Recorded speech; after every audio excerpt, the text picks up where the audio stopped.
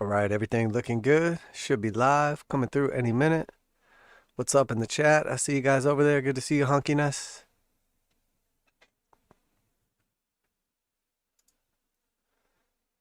All right, let's go ahead and get it rolling. Welcome back to the channel, Crypto Trend Trader, with our Wednesday midweek market update. Before we get started, I'd like to remind you this is not financial advice. I'm not your financial advisor. These markets are extremely volatile, so please do your own research and trade responsibly. It is Wednesday, 11/3/2021, Eastern Standard Time. And as you may have noticed from the title, we did get our Fed meeting today with a little Q&A session as well. Jay Powell, the most powerful man on earth, came out and basically did exactly what I said he would do. He laid down like a little bitch and did nothing. No surprise. I mean, I can't even remember how many months ago at this point in time I said right around the end of the year that they would announce 10 billion less purchases of mortgage-backed securities and 5 billion less purchases, the other way around, of mortgage-backed securities and 10 of U.S. Treasuries. So the taper has begun officially, supposedly starting at the end of the month. So the way we did that calculation, just off the top of my head, it was roughly I can't remember what it was. They're doing roughly 150 billion. So if they take away 15 billion per month, it would take roughly 10 months to do the taper. So somewhere around like August next year, they'll be done tapering. And then even after the taper, they would essentially have to start selling off their balance sheet or reducing the size of their balance sheet, or potentially at that point in time, raising rates. So as far as I'm concerned, nothing really has changed. And in the meantime, while it's less bullish for mortgage-backed securities and U.S. Treasury bonds, it's only less bullish because they're going to be buying less. But in the meantime, the better part of $1 trillion more will be pumped into U.S. Treasuries and mortgage-backed securities. Because basically what it comes down to is this month, at the end of the month, they will have purchased, instead of 150 billion, they will only purchase 135 billion. Then December, 120 billion, January 105, and then et cetera, et cetera, et cetera. But they will still continue to essentially prop up the market, leave the rates essentially at zero as long as they can. And, we'll even see what happens at that point in time, because you have basically like the progressive Dems pushing for Jay Powell not to even be reelected. I do think that he will be reelected. They're going to have a difficult time, trying to switch it up right now. Also, that could cause some serious like scares in the market. But at this point in time, I mean, anything's possible. I would not go all in on literally anything that has to do with politics or, basically like fiscal or monetary policy, just because, basically our leaders have proved that they're incompetent. Jay Powell did come out and basically say, we're going to make sure that we don't lose confidence from the people, and we're going to stop all this insider trading and trading stocks and all this stuff. And we're going to reinstate laws that used to be laws that we got rid of behind the, when no one was looking. Whatever. It's all bullshit. I mean, if anybody that's paying attention knows that the Federal Reserve is scumbags that can't be trusted, and the other 95% of people don't even know what the Federal Reserve is, nor do they care. So I think at this point in time, especially in the United States, most people are just so confused and have no clue. Everybody picks like one or two or three things that they care about or they're concerned with, whether it's abortion or, trans rights or, whatever. People just pick what they care about. They worry about one or two things and they don't give a shit about anything else. And, that's exactly how our country and the world got into this, shithole situation that we're in right now. And I don't think anything is going to turn around anytime soon, as far as like I said, politics, leaders, the 1%, taxes, all this stuff. I think it's all just going to continue going to shit. That is my honest opinion. The majority of assets right now are at all-time highs and will continue to make all-time highs. And the truth be told, essentially, the more speculative something is, I think the more, how do I put this? I don't want to say investment. The more speculative something is, the higher its price is likely to go, because no one gives a shit about actual fundamentals or whether something is like useful or profitable. They care about like herd mentality and percentage gains. So, which is great in the meantime, but it's exactly what happened in like 2000. And I think a lot of people forget because Amazon is such a great company and stock to have owned now. But, in 2000, it lost over 90% of its value in the dot-com bubble burst. So, with things like Tesla, I think Tesla is a great company. I think Elon Musk is a genius, or at least, top level businessman. But the truth is, everybody's like talking about how Tesla is the new Amazon. It's going to change the world, everything like. Let's just be careful what we wish for. We do not want Tesla to be the new Amazon and, crash down 90%, because that's going to be a serious headwind on like literally everything. So, but regardless, let's go ahead and get started. Jump right in. Good to see you guys over there in the chat. Let's see what Bollypour's got to say. Good to see you again, man.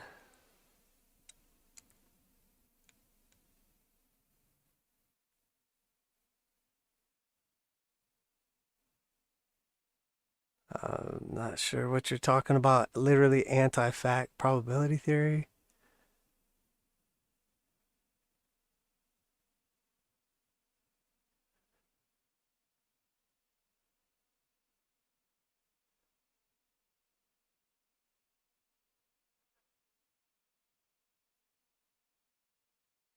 I don't know what you're talking about, dude.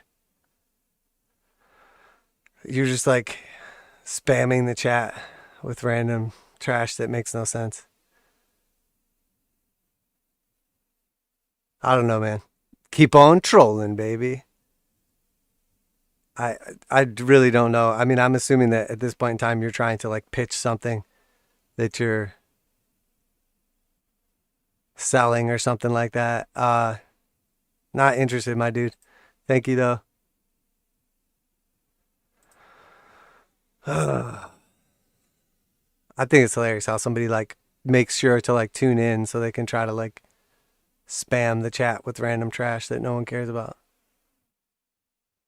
Bye, Felicia. Anyway, so yeah, let's keep rolling and yeah, we'll do the damn thing. I have literally no idea what he was saying. He is not American, or English is not his first language. So I know there's definitely like translation errors and whatnot. And also, I don't know. Apparently there's like some bad blood because he was like begging me to help him out with a bunch of stuff a while back.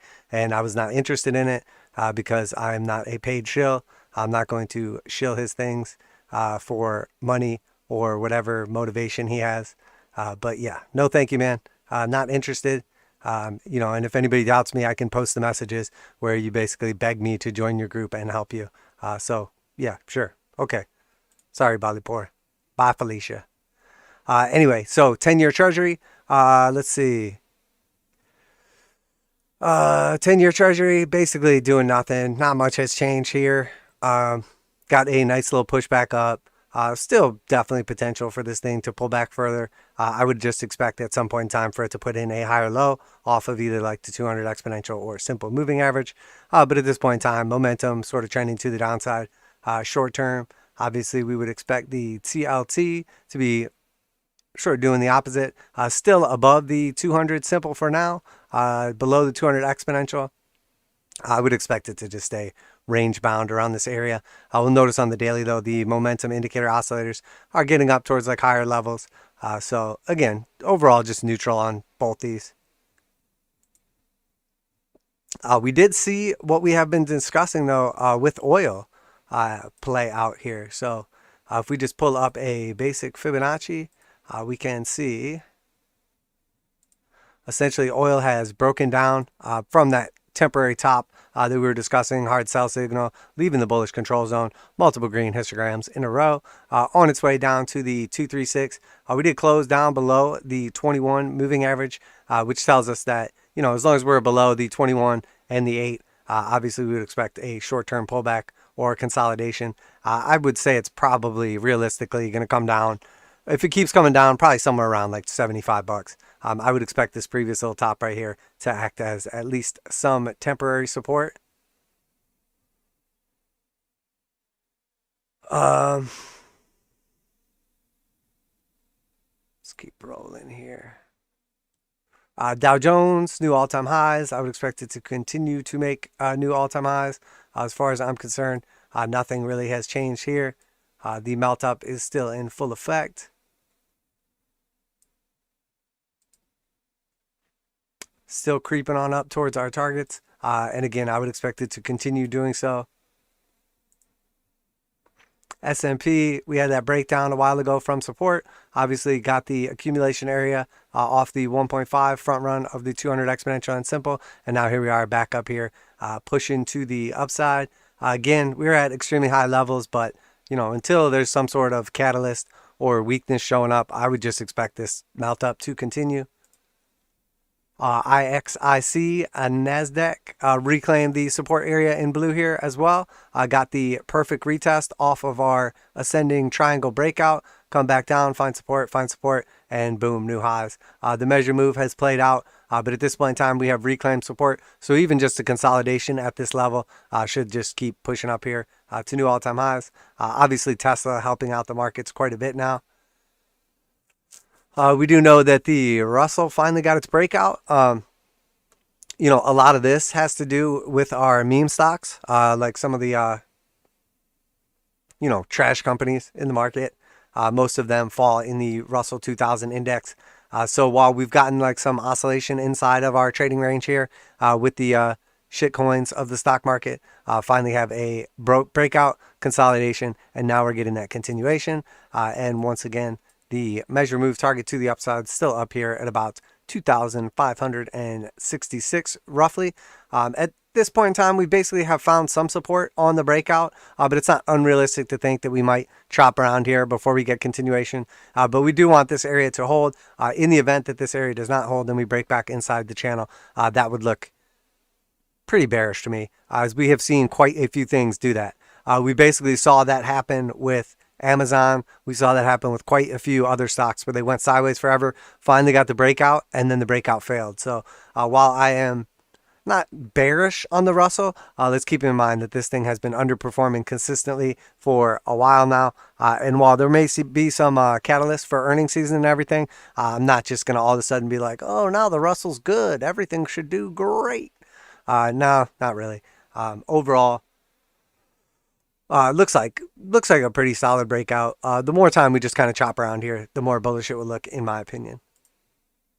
XLB. So materials got our breakout of the descending triangle. And like we said, this is typically a bearish pattern, or at least favorably, like 66% bearish, 33% bullish. In this case, we have a breakout consolidation at the top support. Was resistance, is now support. And now we're getting that continuation. So as far as I'm concerned, same thing. The longer we spend outside this range, whether we start to get the move up or just kind of chop around here, looks much more bullish the longer we can spend out of this area broken out. But at this point in time, we took out that previous high. We're a couple dollars off of the all-time high. And in all reality, we could expect probably a move up to about 94 sometime in the near future. So I would not be surprised to see that happen over the next couple days or weeks, depending on how fast this decides to move. XLC, communication sector. Again, pushing back up here, trying to get above the 8. At this point in time, the 8 and 21 have basically tightened up. We're seeing them converge. So basically just a couple candles above this, and we'll get the 821 cross back up, and we should see continuation to the upside. Not unrealistic to think that will begin to take place. While communication has been a little weaker as of late, this just looks like more rotation in the markets to me. XLY, consumer discretionary, hit the target of our breakout, and now we're just seeing continuation. Once again, at extremely high elevated levels, but still a little ways to go. If this thing decides it wants to squeeze a little harder, it is definitely a possibility, but we are probably nearing at least a temporary or short-term top. All right, XLE, turn off a couple of these. Starting to show a little bit of weakness here. Obviously has to do with, we have seen some weakness in oil and nat gas and a couple other things as well. These things have been moving powerfully to the upside, so not unrealistic to think they're going to kind of cool down for a bit. We do have the sell-by-sell signal at the top of the range, our divergence signal telling us that this is probably at least a temporary top. The same way we got the buy-sell-buy at the bottom telling us probably a temporary bottom. I would expect some support here at like 56 or potentially down here at like 54, somewhere around there. But in the meantime, looks like we're going to get a little more continuation to the downside or sideways price action. All right, so XLI, again, still looking bullish here. Got the hard buy basically out of the 200 exponential and simple. Seeing that continuation. We are getting the hard sell, but we're still inside of the bullish control zone. So there is still a decent to high likelihood that even if we do come down here to like the 80, that we bounce it back to the upside and we see continuation, at which point in time we'll look for some divergence, a lower high on the indicator oscillators and higher high on price action. But for the meantime, still just trading inside of our range, yellow resistance on top and yellow or blue support on the bottom. We are chopping around at the heart line of the sideways channel and the heart line of our ascending channel. So as long as we're on top of these areas, I am favorable to the upside. And again, momentum in our favor here on XLI. XLF hit our target up here to the 1.618, all but, I mean, at this point in time, like $1 off or whatever, 50 cents off. Starting to get the hard sell, still inside the bullish control zone, bunch of red histograms. Do we see continuation here? Honestly, probably. I mean, the truth is, everybody's saying, well, financials can't rise unless rates rise, and rates aren't going to rise if the Fed's still buying because it's still risk on. I have to disagree. I mean, the truth about the financial sector is, most of these banks make money off of their investments and, spreads or percentages. And the same way that rates rise, if the Fed fund rate goes up, they just raise their rates as well. So, it's a fairly competitive industry, and essentially they just take like a spread off of whatever the rates are. So, if the Fed funds rate, it was 0% or 1% or 3% or 5%, they're basically just taking that same percent, adding whatever their spread is, whether it's another percent that they put in their pocket or whatever, doesn't really matter to them. The only way it matters is if one way or another it curbs demand. So as long as people are still taking out loans at 0% or 5% or 15%, it doesn't matter to them. They're probably making similar spread on whatever it is. So while I'm not sure how that's going to play out in the future, there's a lot of headwinds and tailwinds for the financial sector. Alternative financial, investments or institutions or whatever you want to call it, options. Overall, looks bullish. 1.618 is typically an area that we see at least a temporary top, so I wouldn't be surprised to see this roll over. But in my opinion, back down here at like 38.50, that would be a buying opportunity. XLK Tech, obviously breaking out to new all-time highs, sort of front ran the resistance, that we were expecting to act as support, the 200 exponential and simple. Momentum in its favor, still looks very strong, obviously. Being driven by just a few names. So definitely got to be careful with some of these. XLP, consumer staples. Again, back up here at the all-time high levels.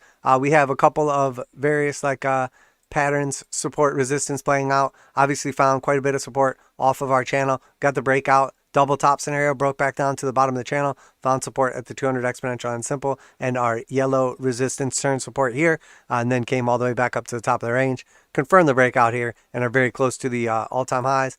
I would expect at this point in time, the slope line is about to flip back over blue.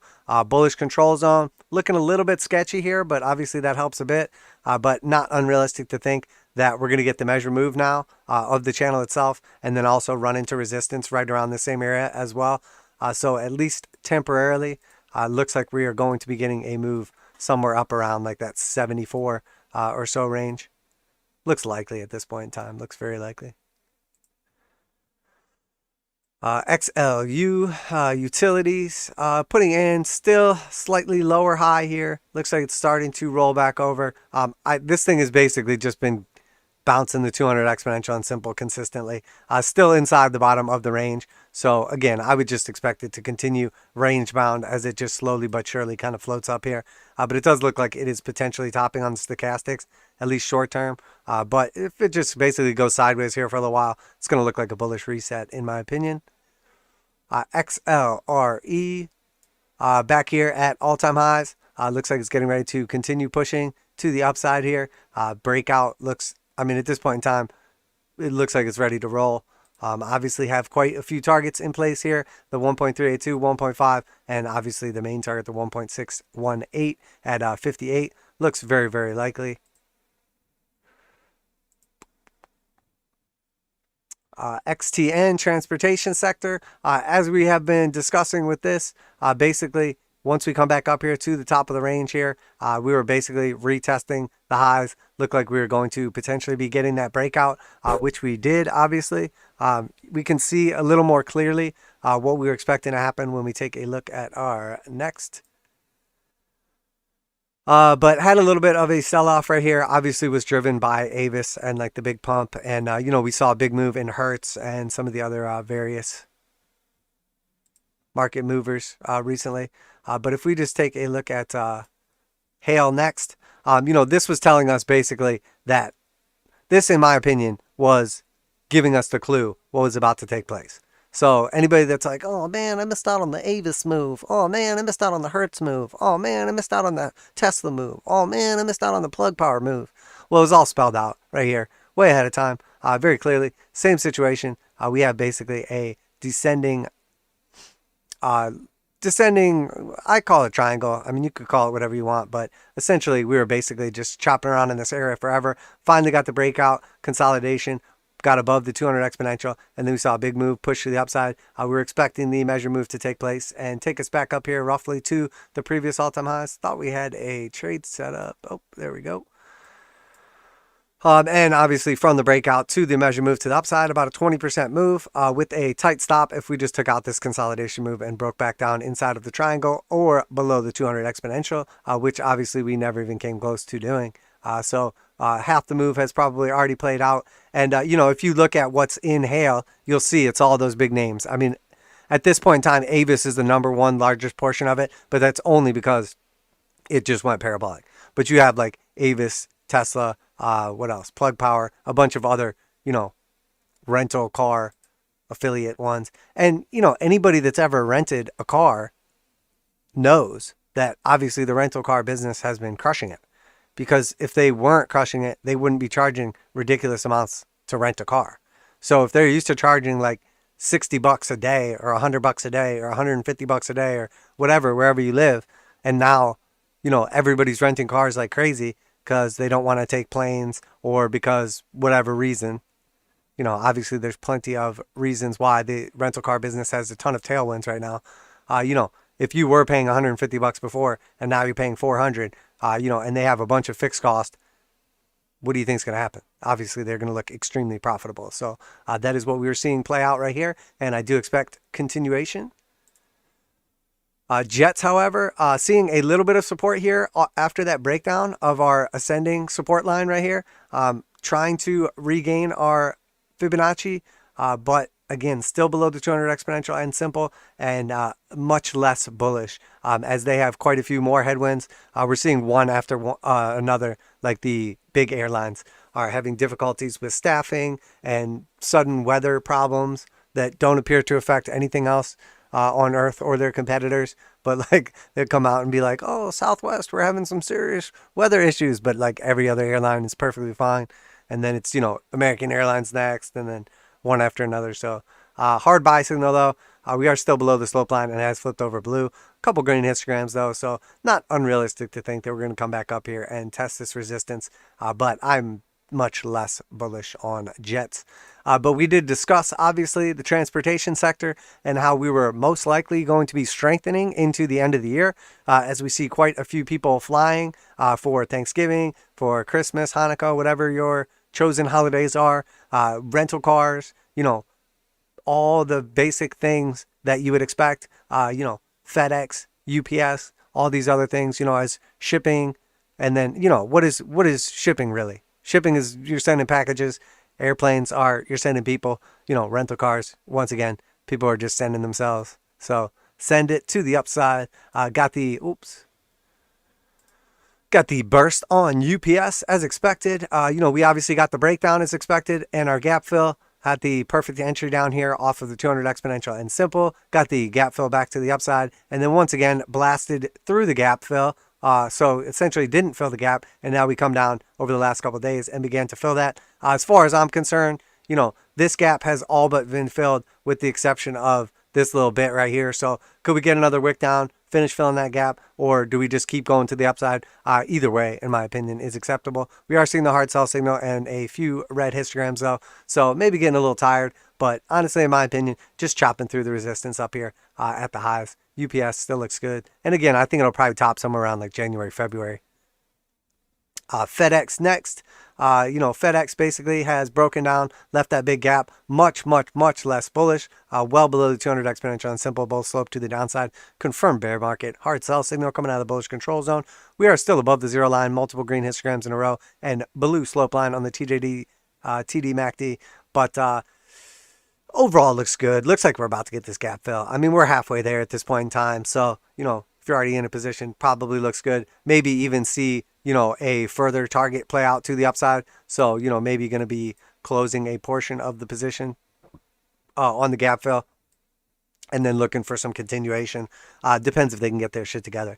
FedEx has been having lots and lots of problems. Anybody that's been ordering anything online has probably been getting like a disclaimer saying, FedEx is having additional issues with blah, blah, blah, blah, blah. I don't know. I never use FedEx when I do send something anyway. I'm sure there's someone out there that does, but not the best looking chart. And like we always say, you want to bet on the fastest horse in the race, or do you want to bet on a loser and just hope that they win because the odds are better if they do? Well, there's a reason the odds are better, because they're probably not going to win. So, but that is it for our major indices. Let's jump over to crypto. Take a look at the cryptos. Bitcoin back up here, closing at or around our all-time highs. We are seeing a bunch of red histograms. This is our futures chart. We are losing the slope line. We're still above it on the TDMACD, but obviously seeing some weakness right here. Once it does flip over to red, it is less likely to act as support. So while we would typically see a bounce off of the slope line as we come down to it, once it has flipped over red like this and we're still on top of it, it's much less strong of a bounce when it does act as support.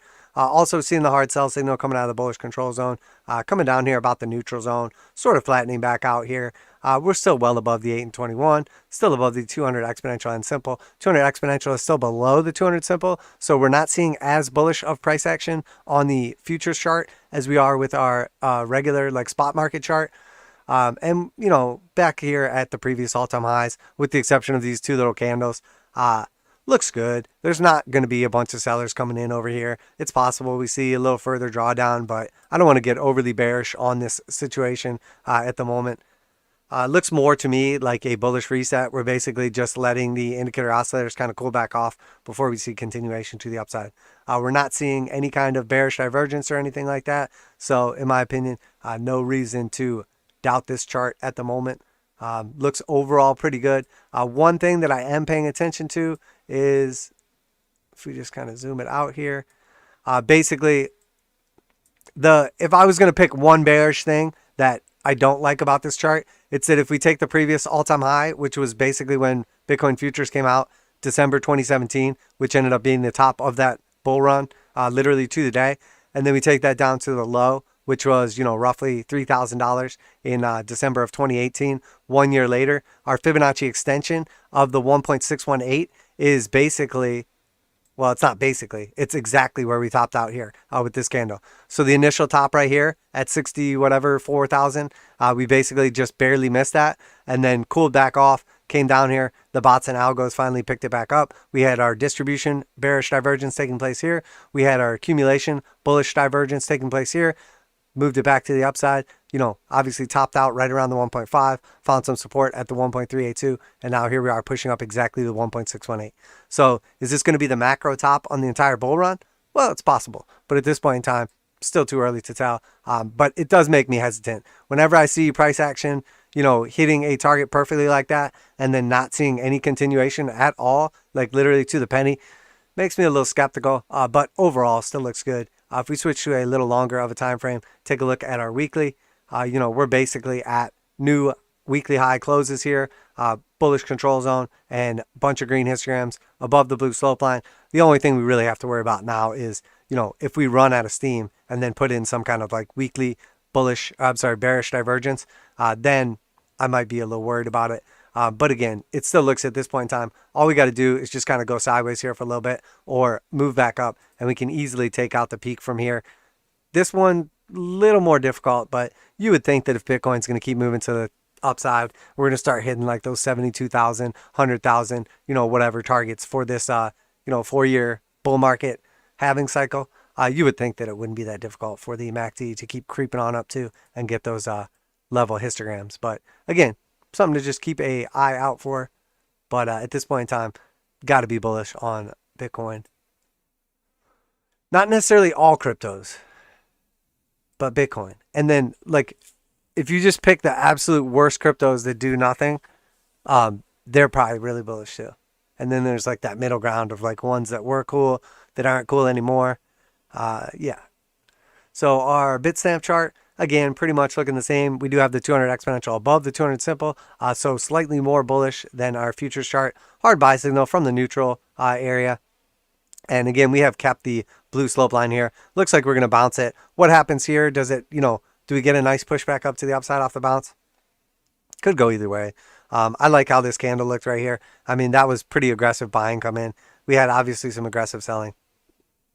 Got bought straight back up, closed above the 8. So that's always a good sign. But, you know, you would expect this thing maybe go sideways a little bit and then just starts popping off to the upside. I mean, there's no overhead resistance. You know, at this point in time, we have like 2 candles right here that were higher and like, you know, a couple minutes of a couple days. So there's no reason for anyone to sell at these levels unless this is going to be, quote unquote, a macro top. And then just looking at our traditional indicators, if we just take a look at the RSI first, pretty strong here. Again, just looks like we're basically cooling off, going sideways to regain some strength before we can keep moving up. The stochastics are powerfully trending to the upside.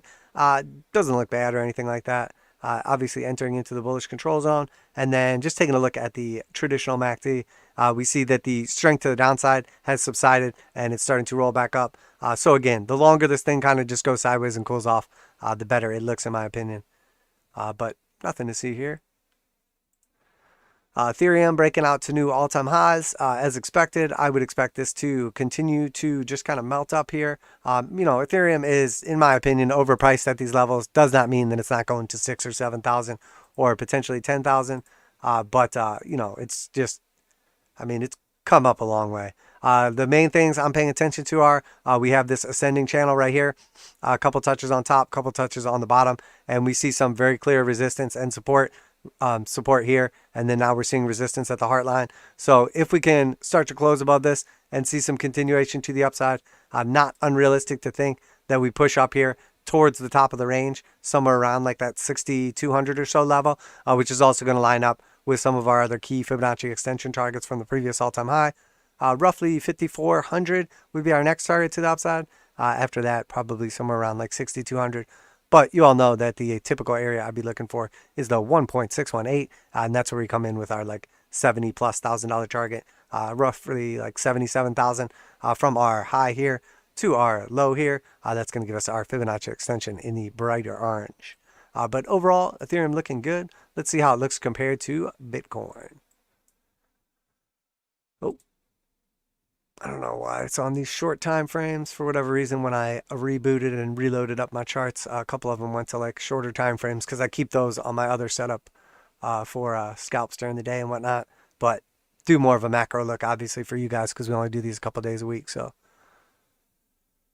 our ETH to Bitcoin ratio, obviously we have gotten that breakout from our key pattern here, broke out, measure move, came back down, and now we are just ascending back up here towards the previous resistance levels. Looks strong still. Had a... What did we do? We lost something on this chart. I feel like I had another triangle or something in play. See what's jumping out at us.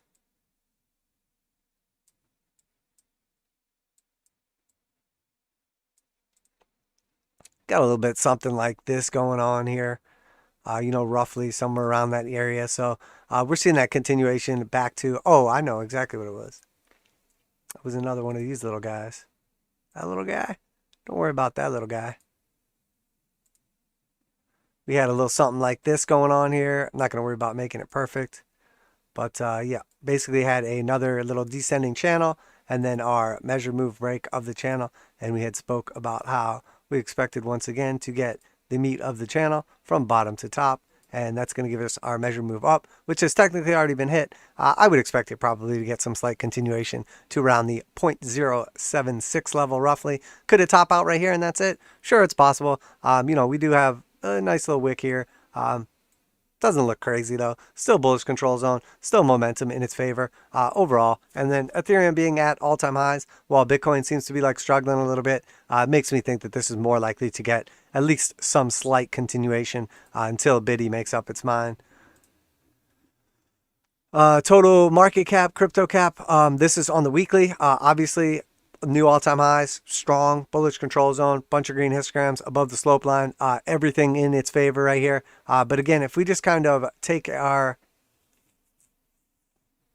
macro look with some of our Fibonacci extensions in play, we have the previous all-time high right here, which was like that 2.6 trillion down to our little sell-off right here. And then we just take our Fibonacci extension target and we have creeped up almost to the 1.236. And then if we just zoom way back here and we go from the previous all-time high back in 2018 when the alts topped out during our previous 4-year cycle, that is our 733 billion. And then we take that down to the low in like December of 2018, which was around 90 billion. And then we get our Fibonacci extension targets here in red. And we'll notice that we are once again exactly at the 1.618 Fibonacci extension target. So there's some confluence to pay attention to. We're literally at the exact 1.618 Fibonacci extension from the last 4-year cycle on Bitcoin. And we're also literally at the exact Fibonacci extension 1.618 target for crypto cap. So what does that tell us? Well, it tells us basically that we're at a key level that we would expect potential for a cycle top. I always look at the 1.618. That is the most important Fibonacci extension target, in my opinion. After that, we could see some of these like smaller levels play out for sure. But on the weekly, I'm definitely paying attention to that. We also have off of our little mini high here in 14,000 and then the CVD dump right here, we have the yellow Fibonacci extension levels. And again, the 2.618 of that Fibonacci extension level is slightly higher. So that is what's making up our red box here. The bottom is the red 1.618. The top is the yellow 2.618. And then obviously we have orange. And then obviously we have from the top here a couple months ago down to the bottom here where the bearish and bullish divergence played out. And that's the 1.236. So this little area, basically where we're at right now, tells me that even if this is not going to be the macro top for the cycle or anything like that, which I'm not saying it is, but it obviously has a relatively high probability of being so. What this tells me is that there's enough resistance up here at these targets, based on like the algos or potential market makers, that I would expect more of a crypto pickers market for the next couple weeks or months, rather than just like a broad breath where everything is just making new all-time highs.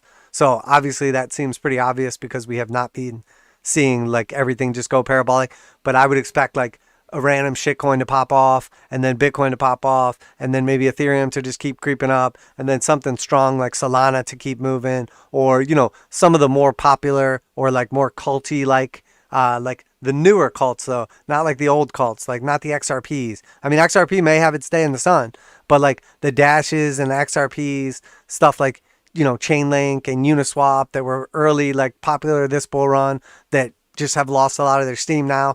I would expect those to kind of just pop off here and there, but I would expect the ones that have been strong recently, you know, like Solana and what are some other ones like Polkadot, you know, potentially Ethereum, some of those ones to probably be the ones that we're seeing consistently strong, and then the rest to just kind of have those random little pops.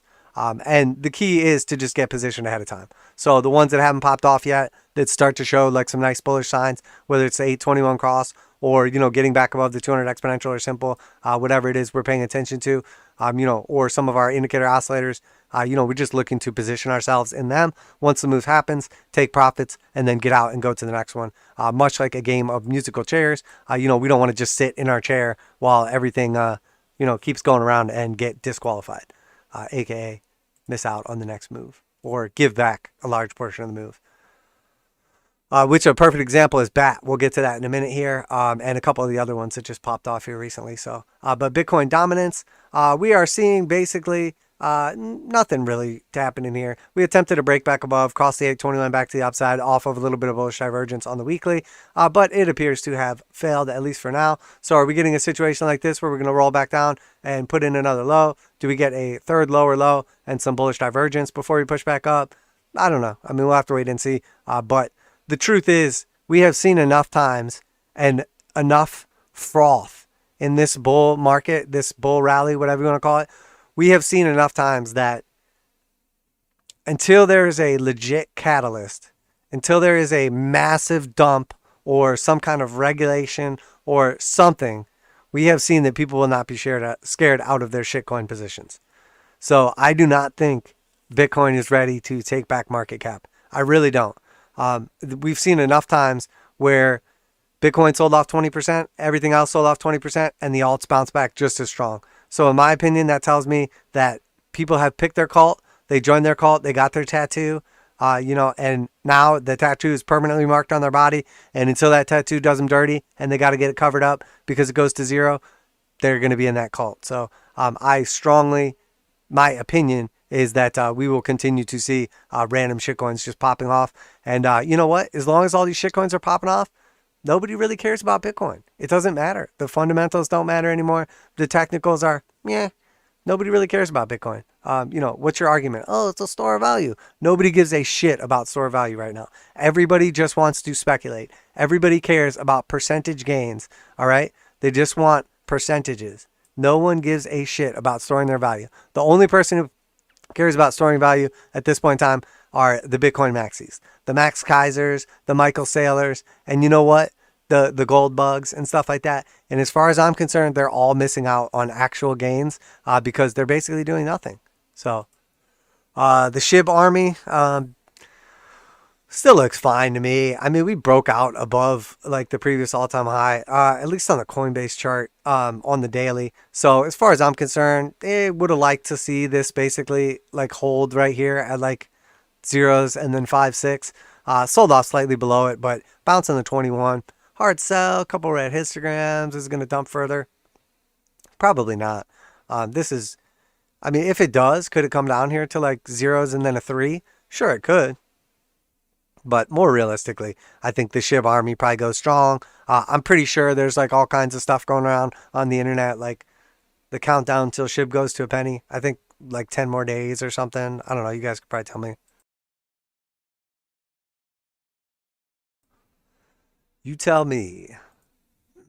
Solana trade setup obviously playing out very nicely. Once we broke away from the all-time high right here, I had a sort of like double top. But at this point in time, a better part of 18% with a 7% stop loss. That will take us to 1.236. We have also in play, obviously we have reclaimed the slope line. Hard buy signal coming into the bullish control zone. So while these typically don't last long, and I don't love to see that happen, because it often results in the sell by sell signal. We could easily get the completion of this. So we know we have the 1.236, we have the 1.382 at 274, the 1.5 at 296, call it 3. But realistically, the 1.618 is my actual target to the upside, which is about 316. Got to be careful it doesn't slightly underperform, but to tell you the truth, with Solana, it's got a pretty strong cult, so I would expect it, honestly, to overperform, and that is going to end up being roughly a 51% move to the upside, and nowhere even close to touching our stop loss. So Solana's still very, very strong, probably one of the best cryptos technically, and arguably fundamentally as well. Polkadot, obviously very strong as well. We've got all the parachain stuff going on. Oh, when I loaded this back up, I got the wrong indicators on it. Not worried about it. Doesn't matter. Yeah, basically just breaking out new all-time highs. We cleared the 1.618. I did take some profits on this position, but there is definitely potential for continuation. But you guys know me. I am not greedy. I like to lock in my gains.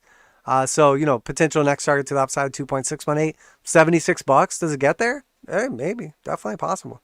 Definitely possible. Looking a little bit tired on the stochastics and RSI, still well above all the moving averages. I think it probably cools off here relatively soon. But as long as we're still seeing positive green histograms on the MACD and all-time highs, I mean, looks good. If this starts to close bearish candle or two, or like engulfs this one right here, I will probably look at that as a at least short-term top. Probably a lot of people like myself taking profits at this area. So we will see what plays out with that. But overall, very bullish. Matic had a nice pop off here as well. Do I still have the... Okay, yeah. So we were able to get up to the 786. Wicked up pretty massively to the 886. Very nice little target. That 28% move right there. Or depending where you got your entry in. At this point in time, is it going to see continuation back to 886 or previous all-time high or potential continuation? I mean, it looks like basically we have a bullish reset going on here. Topped out on this wick right here, kind of just cooling off, going sideways. The Stochs have moved way back down. We're seeing a bunch of darker green. So we're losing momentum on the MACD. But, I mean, we could easily get a situation like this where it looks like it's about to curl back over, and then we get a push back up to a new high. But at some point in time, this thing is probably going to have a pretty big dump. But realistically, I mean, could you just take an entry for another move back up? Yeah, potentially. I mean, depending how we're looking at this, for just some kind of like support levels, I'd be paying attention to a couple key areas. You want to see like the parabola continue to strengthen. So we have a low here, and then we're not actually coming back down to the low. So then we're going to take like our next set of lows. Let's look at something like this. And that's the parabola line I'd be paying attention to now. And, I call it the parabola because we can see it's getting more and more intense. And then finally, it's just like a straight up line, which is unsustainable. So for now, this is going to be key support if the green line breaks. But in the meantime, the green line is going to be our key support. So I would expect anyone to just continue buying this up. So right around here, and then to keep pushing up to new highs, at least on the micro. Once it takes out the all-time high, maybe it goes absolutely parabolic. But if this support level breaks in green right here, I would expect it to start retracing these key fib levels. Obviously support at like $1.65, and then potentially, depending when it gets there, $1.37. But I would be paying close attention to this blue support. And you could argue that realistically, you want it more like this. The difference being, if we just kind of rule out these two little candles right here as like a false break, we have one touch point, two clear touch points, this little area here, and then a third clear touch point, as where if we just go from our close here and close here, we don't quite touch it. So this looks a little bit more consistent to me. And oftentimes you'll notice if you go to like different exchanges that maybe they didn't even have this right here. Maybe one has a big wick on the bottom, but overall, I'm looking for the most touch points, most consistency. It's going to give us a much more reliable area. And, we often see these little springs or like throwovers where you push through a key resistance or break down from a key support and then see that continuation, as a lot of people are going to put their stops in play on a short or a long. And then just by breaking that area, they can use those stops to fuel the move back in the opposite direction. So, but as far as I'm concerned, again, Matic, not at all-time highs, but been having some very nice price action lately, and overall pretty strong. So the bat move played out perfectly. Obviously, we have been discussing this for some time. We had our high back here. We were starting to look like we were potentially putting in like a 1 through, that was obviously our 3 little bursts to the upside. We were just looking for this little move right here, and then it just went absolutely parabolic. I don't remember. I think I sold a $1.40 something. I talked about it in the group in real time, but yeah, that was a beautiful move. It was like 100% basically in like a couple days. So absolutely beautiful. But again, depending on how and when you were trading this, potentially could have gotten stopped out before the big move to the upside. Fortunately for me, my bat position is just a actual position from much, much lower. As you guys know, that I was basically, talking about buying BAT back here at like 20 something cents or whatever. BAT is one of my favorite cryptocurrencies because it has an actual functional like use and is a legitimate project. I obviously use Brave browser, and basic attention token is, basically like the way that they incentivize you. And not to mention, if you're watching this on YouTube and you're not using Brave browser, I highly recommend that you get it because it blocks out all the ads. You don't see any of the ad commercials. You don't have to look at any of that crap, and it pays you like roughly, depending 10 to 50 bucks a month or something like that. With this obviously parabolic bull run that took place, I want to say I've gotten, probably made at least $1,000 just on the BAT that it's paid me to basically do what I already did. It also doesn't like steal your information and sell it like our favorite other browser slash company, Alphabet, Google. But I do love you, Google. So yeah, basically just a slightly lower all-time high right here, cooling back off. So if we're going to see this 5-wave structure play out and a new all-time high, we want to see the top of the one hold. So we're basically at the area. We don't want to see daily or weekly candles below here. If we do start to see these things pushing back down, it's going to look more and more like this will fail and probably top out or give us just a lower high. At this point in time, it could go either way, honestly. Definitely getting tired up here. But, after a parabolic move like this, it's not unrealistic to think that we would see, a 382 or 0.5 Fibonacci retracement. So if we just pull that up there, switch it over to blue, we can see, so basically just this wave right here from the bottom of the 2 to the top of the 3, we got a 50% retracement. We're basically at that level now. So is this a potential area to start looking for another entry? Should that wave 5 decide to play out? Well, sure, I would probably put my stop slightly below the 618. I don't want to see it break down below that level, so you could argue that you want to have a tighter stop because if it does go down lower than that, but honestly, that depends if it was going to be a hard stop or a soft stop. And then obviously target to the upside would be from the top of the 3 to the bottom of the 4, 1.618 Fibonacci extension, another 115% gains from our potential entry here at just under $1, 94 cents. So definitely, just doing the same thing we always do, winning. Remember, if you are just tuning in, this is not financial advice. I'm not your financial advisor. These markets are extremely volatile. Please do your own research and trade responsibly.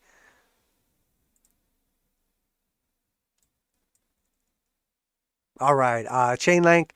Another one of those ones that was very culty and very strong. Got involved in chain link at it was like $2 or something like that. So this thing has gone absolutely parabolic. Unfortunately, it has really fallen out of favor. So it's kind of just chopping sideways for now. Doesn't have that same strong cult-like mentality that it did for quite some time. But overall, basically going to pay attention for when this thing decides it's going to pop back off. At this point in time, we are running into some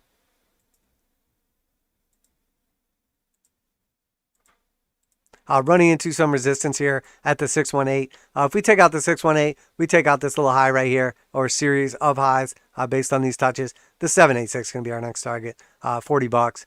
After that, 886, obviously, and then we'll see if we can get like continuation.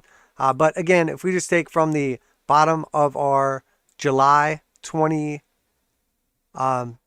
pullback, basically when the triple bullish divergence was playing out, we take up to the top right here. Going to flip that over in green. If we just see, we roughly came down just below the 0.5. We had one little candle below it. So 50% retracement of the push up right here. And now here we are rivaling the highs again. So again, if we break out from this level, we would expect basically a push up to the 1.618 of the top right here to the bottom right there. So potentially get a nice push up here, basically back to rival the previous all-time high once again. So again, just stair steps up. 786, pullback, 886, pullback, all-time high, consolidation, and then break. And then, potentially could be looking at, as right now, this looks like an A, a B, and then potentially a C retracement. This could easily start to look like a 1, a 2, a 3 continuation, and then a 4 pullback, which again, we would want to see consolidate above. So still a little early to tell, but, when this thing comes back in favor, Chainlink, once again, strong cult following. They've just been paying attention to some of the other shit coins lately, but not unrealistic to think this thing's going to $40. And this has been quiet for a while. You will notice that most people don't talk about, the cryptos until after the move happens, or they talk about the stocks after the move happens. I try to pay attention to the ones that are potentially going to be popping off before they pop off, position, and then I take a dump right in the mouths of the cult following that shows up late to the party. So not the most beautiful trade setup at the moment from this level. You could argue that you want to just take like a tight stop momentum. I don't like. I mean, you could get a nice 2.5 there, but I wouldn't want to have a hard stop on the books. If we closed the daily below 28.75 roughly, that would give us a 10% stop loss from what right we're at now, with the target up here at $40. Nice round number, and then also the 786. But realistically, that's 2.5 to 1. So it's definitely a tradable setup at the moment. But realistically, what we're looking for is the 786 or the 1.618 target, which is going to be like 62%, which with a 10% stop is going to give us like a 6 to 1. So that's really what we're looking for. But obviously, I would take some profits along the way after a nice little 25% pop off, because you never know when Bitcoin is just going to sell off and crush one of these, or somebody's going to move on to like the next dog coin or cat coin or shit coin or, whatever's popular right now. Uniswap. So yeah, we're hoping to see this breakout on the head and shoulders right here, but could not break above the inverted head and shoulder neckline. Came back down though, did hold the 0.5. So again, we have a closed low down here. We have a closed higher low here, and then once again a third higher low. So while we don't necessarily have like ascending support line or anything like that, as long as we're consistently putting in higher lows and trading fairly technically, we saw initially the bounce at the 382, then the 236, then pushed all the way back up to the 618, which was our resistance and neckline, and then again the 0.5, perfectly off the 0.5 here, and now here we are back in the neckline. I think the probability of this playing out is getting higher and higher. Again, did not come down to our stop loss here, but 18%, that's a pretty hefty pullback for a 40% move, but it's still like 2 to 1. You could take a continuation on the break. Realistically, you could take an entry right now with the tight stop. Now that we basically are, now that we have basically put in a higher low right here, we could actually run this trade, same trade setup with a higher stop loss. Basically as long as it doesn't take out the 0.5 on a daily close. If it does take that out, it's going to look like a failure. As long as it doesn't take it out, it's going to look like it's probably going to play out to the upside, which roughly like a 2 or 3 to 1 risk reward ratio. And then obviously looking for a potential top here at the $35 mark, $34.50, or the 886, which is also going to be the measure move of the head and shoulders breakout, which is going to be the 886 at roughly 39. Looks a little toppy right here, having some difficulty chewing through this area. So again, and Uniswap's been having like some actual like problems with, I shouldn't say problems. It's not like they're like getting hacked or like breaking, but the fees are just total shit. But you could argue the same thing about Ethereum. CKB. So yeah, got that push up. Oh, I must have lost all my drawing tools. Oh, you know what? I probably loaded up the wrong chart. But yeah, got that pushback up here. What was it? We had I don't even remember what I had drawn right here. I think we were paying attention to the triangle. Damn, I should have paid attention to what exchange I had everything drawn on, but we can just basically say something like this is what we're paying attention. I feel like that's what it was. But we have a wick high right here, a wick high right here, and then obviously wicked up almost perfectly. And then here we have a very clear support line down here at the bottom. So again, I would expect this to continue oscillating inside the range. We are now above the 200 exponential on simple. Looks like we're going to reclaim those levels and roll them back to the upside. Still going to argue range bound until we're not. So as far as I'm concerned, I would expect it to just basically top out here, roll back down to the bottom. This is a technically bearish pattern. A descending triangle typically breaks to the downside about 66% of the time. And we would expect that break to occur, somewhere around like this area, roughly like 66 to 75% of the way through the pattern. Oh my God, I hate this. This is my by far least favorite drawing tool because it doesn't go away afterwards. So, I would expect this pattern to continue playing out for some time. And then we'll look for a break somewhere around like, mid-November or something like that. Oh, damn, I don't know why it put me on these short time frames when I switched back over. It like absorbed my other chart patterns. I did not realize we were on like a super short time frame there. So the 8th, November 8th roughly, somewhere around there, we'd be looking for like a potential breakout of this pattern. But in the meantime, we did break through this area, closing potentially back at or above that level. So, man, I got to say, honestly, on the daily here too, well above the 200 exponential, above the 200 simple, looks like it's getting ready to roll back up here. This thing probably is going to be popping off higher. Probably going to be popping off higher. Let's see what our fibs are telling us. So yeah, we have a very clear resistance here at the 618. A break from this area probably going to give us our measured move of the triangle. So if we just take like the meat of the pattern right here, basically from the bottom to the top of the C, and we put that at our potential breakout area, let's say just where we're at right now, that would take us back to that previous high right here, start closing above that 618, and then we probably see follow through up to like the 786, potentially the 886. Arguably, I would rather be buying off the bottom of the pattern, but it is technically a bearish pattern. So I'm less likely to, oh my gosh, really? Let me just do the same thing twice in a row. I would be looking for, basically something like this. If we break down out of the bottom of the pattern, on a close, I would be looking to get out. If we see just the measure move take place to the upside, we're looking at about a 2-to-1, 25% move up with a 12% stop. But realistically, we're looking for the 786, which is not unrealistic considering we are technically taking out these previous closes over here. So 45% to the upside, 12% to the downside, roughly 4-to-1 risk reward ratio and probability of success. I would say coin toss to slightly favorable bullish. But we'll see. This thing could easily come back down here to the bottom. At this point in time, looking at this chart, I would say probably I would look to take my entry off that 0.5. So in all reality, the ideal setup would be probably something like this. Could run a pretty tight stop. The problem would be is that if it does not pull back, that we might just let this thing get away from us and miss the trade. But you could run a 6% stop loss off that 0.5 at like, what is it? 1.8 pennies. And then target to the upside would be that 786, 65% to the upside at 3 pennies. I should like double check.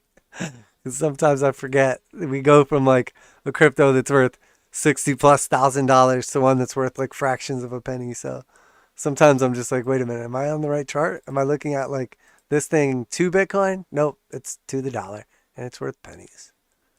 But yeah, so keep on moving here.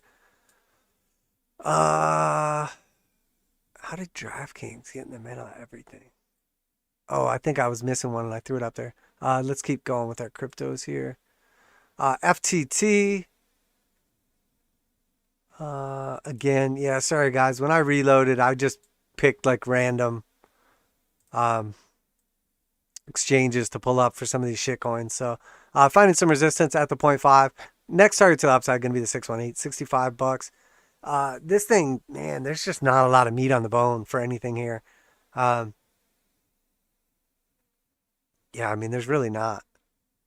Let me pull this down to a shorter time frame and just take a look at what's going on here. Looks okay on a shorter time frame. Bouncing the 200 exponential and simple on the 4-hour. Running into resistance here. Took out the previous high right there. It looks like you're probably coming up to like 64.35.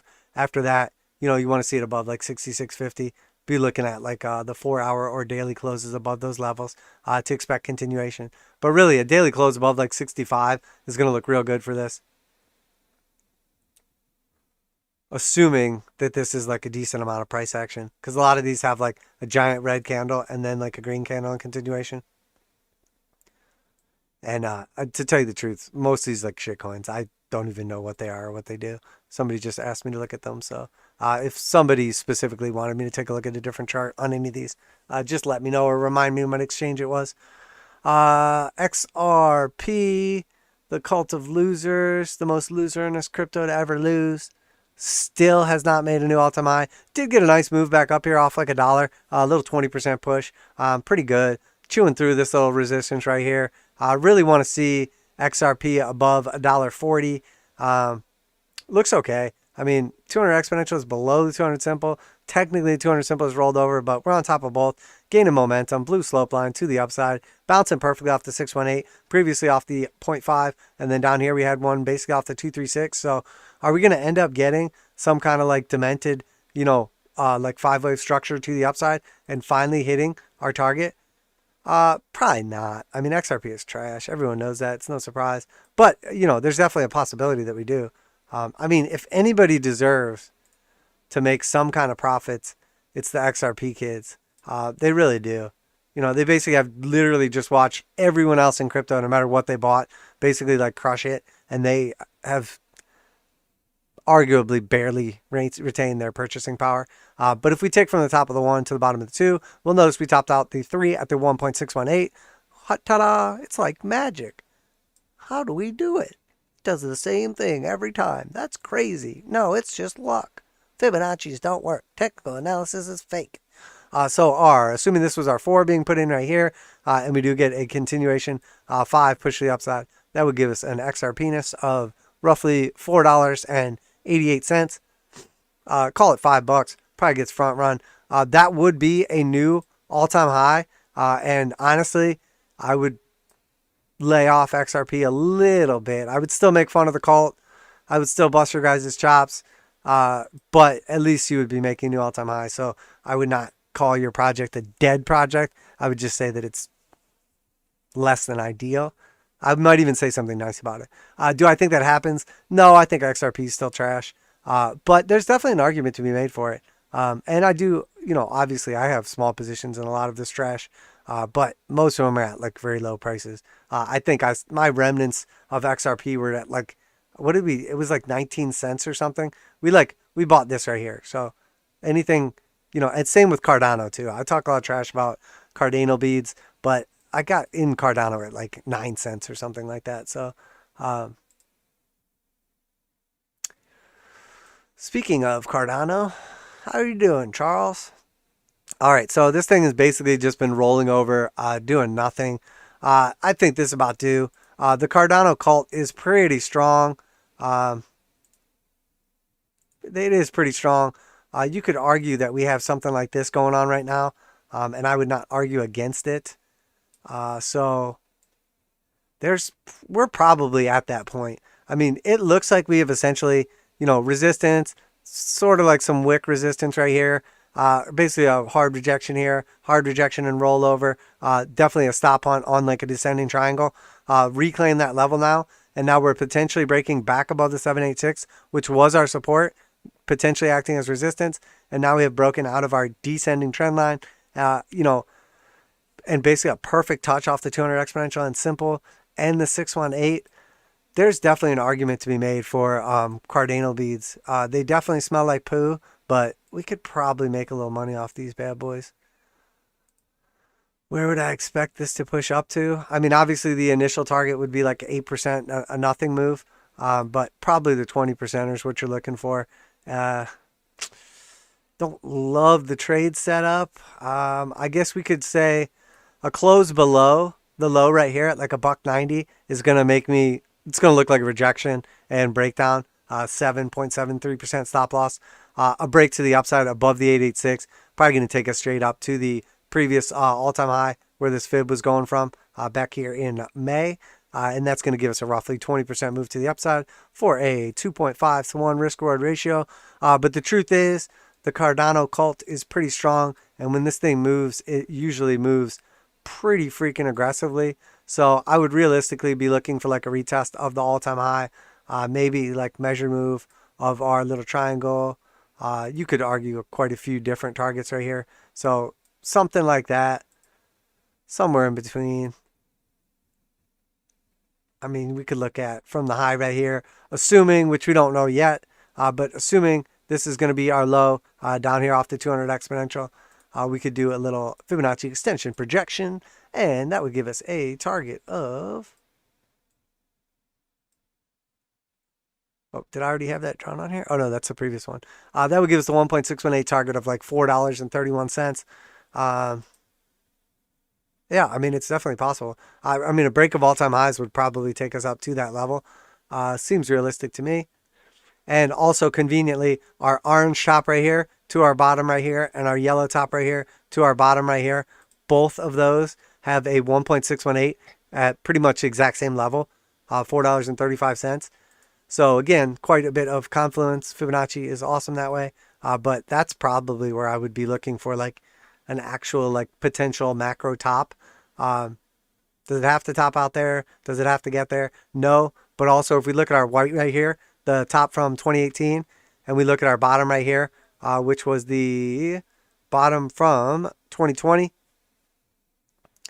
top from 2018, bottom from 20, and then we have our white Fibonacci's. That was our previous all-time high consolidation and then breakout. Took us just shy of the 1.236, but realistically, the macro top for Cardano, assuming we made it to the 1.618 of our previous bull cycle, would be $17.81. So do I think Cardano goes to $17.81? Honestly, I mean, I think it's trash, and I obviously am not fond of Charles Hoskinson, but I mean, probably.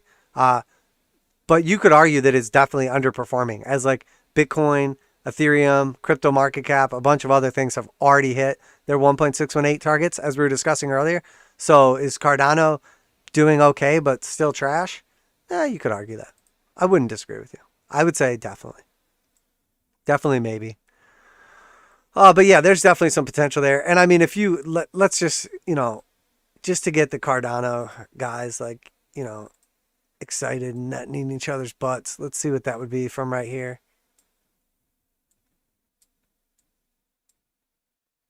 I mean, if you took the entry right here and then we hit the 1.618 target, 757% move, that's probably not worth playing.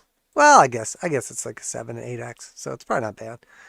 It might be worth throwing a little something towards the cult. But again, I don't want to get these dudes excited.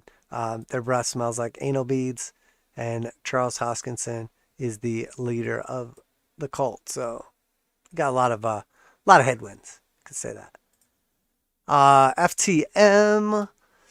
FTM, what do we got going on here? Once again, I pulled up just a random exchange, so let me just slap this on here. But in case you haven't noticed, I literally just do the same thing over and over again, which is why it works so good. Found something that works, and I do it consistently, and go figure it keeps working. Or I would be poor by now because I would have lost my money if it didn't work. So 1.382 was the initial target from the previous all-time high to the low right here. Hit that perfectly. Had a nice pullback to the previous all-time high right here. So we basically hit the fib extension 1.382. The previous all-time high acted as support, and now we're seeing that continuation play out. We made it up to the 1.618. Put in a potential macro top, or at least short-term top. Let's see, if we pull off of the top of this one here as well and just project out a little Fibonacci extension. Once again, go figure, we have the 1.618s lining up, two of them in the exact same spot. So quite a bit of resistance right here. Don't want to see it break down below $1.70 on Phantom. But assuming it just kept like melting up to the upside, our 2.618 in orange is $6.15. Our 2.618 in yellow is $20. Does it get there? I mean, I honestly have no idea. I probably know what this is, but I have no idea. I can't even think what this is. So I can't even make fun of it or endorse it one way or the other. just because I'm really not sure what it is. But you could argue that there's a pretty nice asymmetric trade. Probably wouldn't want to be buying it into right now, as it's definitely losing momentum and looking kind of weak right here. But there's a strong argument to be made for an entry about like $1.68. So I mean, that would be a hell of a pullback at this point in time, back to $1.68, 37%. But at that point in time, I mean, would it be worth taking a stab at this thing right around there for, you know, your potential target to the 2.618? I mean, there's a strong argument to be made for asymmetric trades like this. 210% upside with 23% downside, roughly 10 to 1 risk reward ratio. Again, not trying to get overly bullish on these things because crypto is definitely going to zero tomorrow. But assuming it does not, which I'm okay with being wrong, because obviously my channel is called Crypto Trend Trader, and you know, I own many of these cryptos and trade them. If we hit the macro 2.618 and the 4.236 line up here at the same level, could be looking at like an 856% move to the upside, 23% stop loss. So, I mean, that's like a 50 something to, no, I'm sorry, 36 to 1 risk reward ratio. So you could argue it's worth throwing a couple thousand or a couple hundred or a couple dollars at, whatever your portfolio goals are here. But yeah, I'd be looking for an entry somewhere around like $1.95, $2, somewhere around there. If it starts breaking down below $1.67 is when I would start getting a little sketched out by it.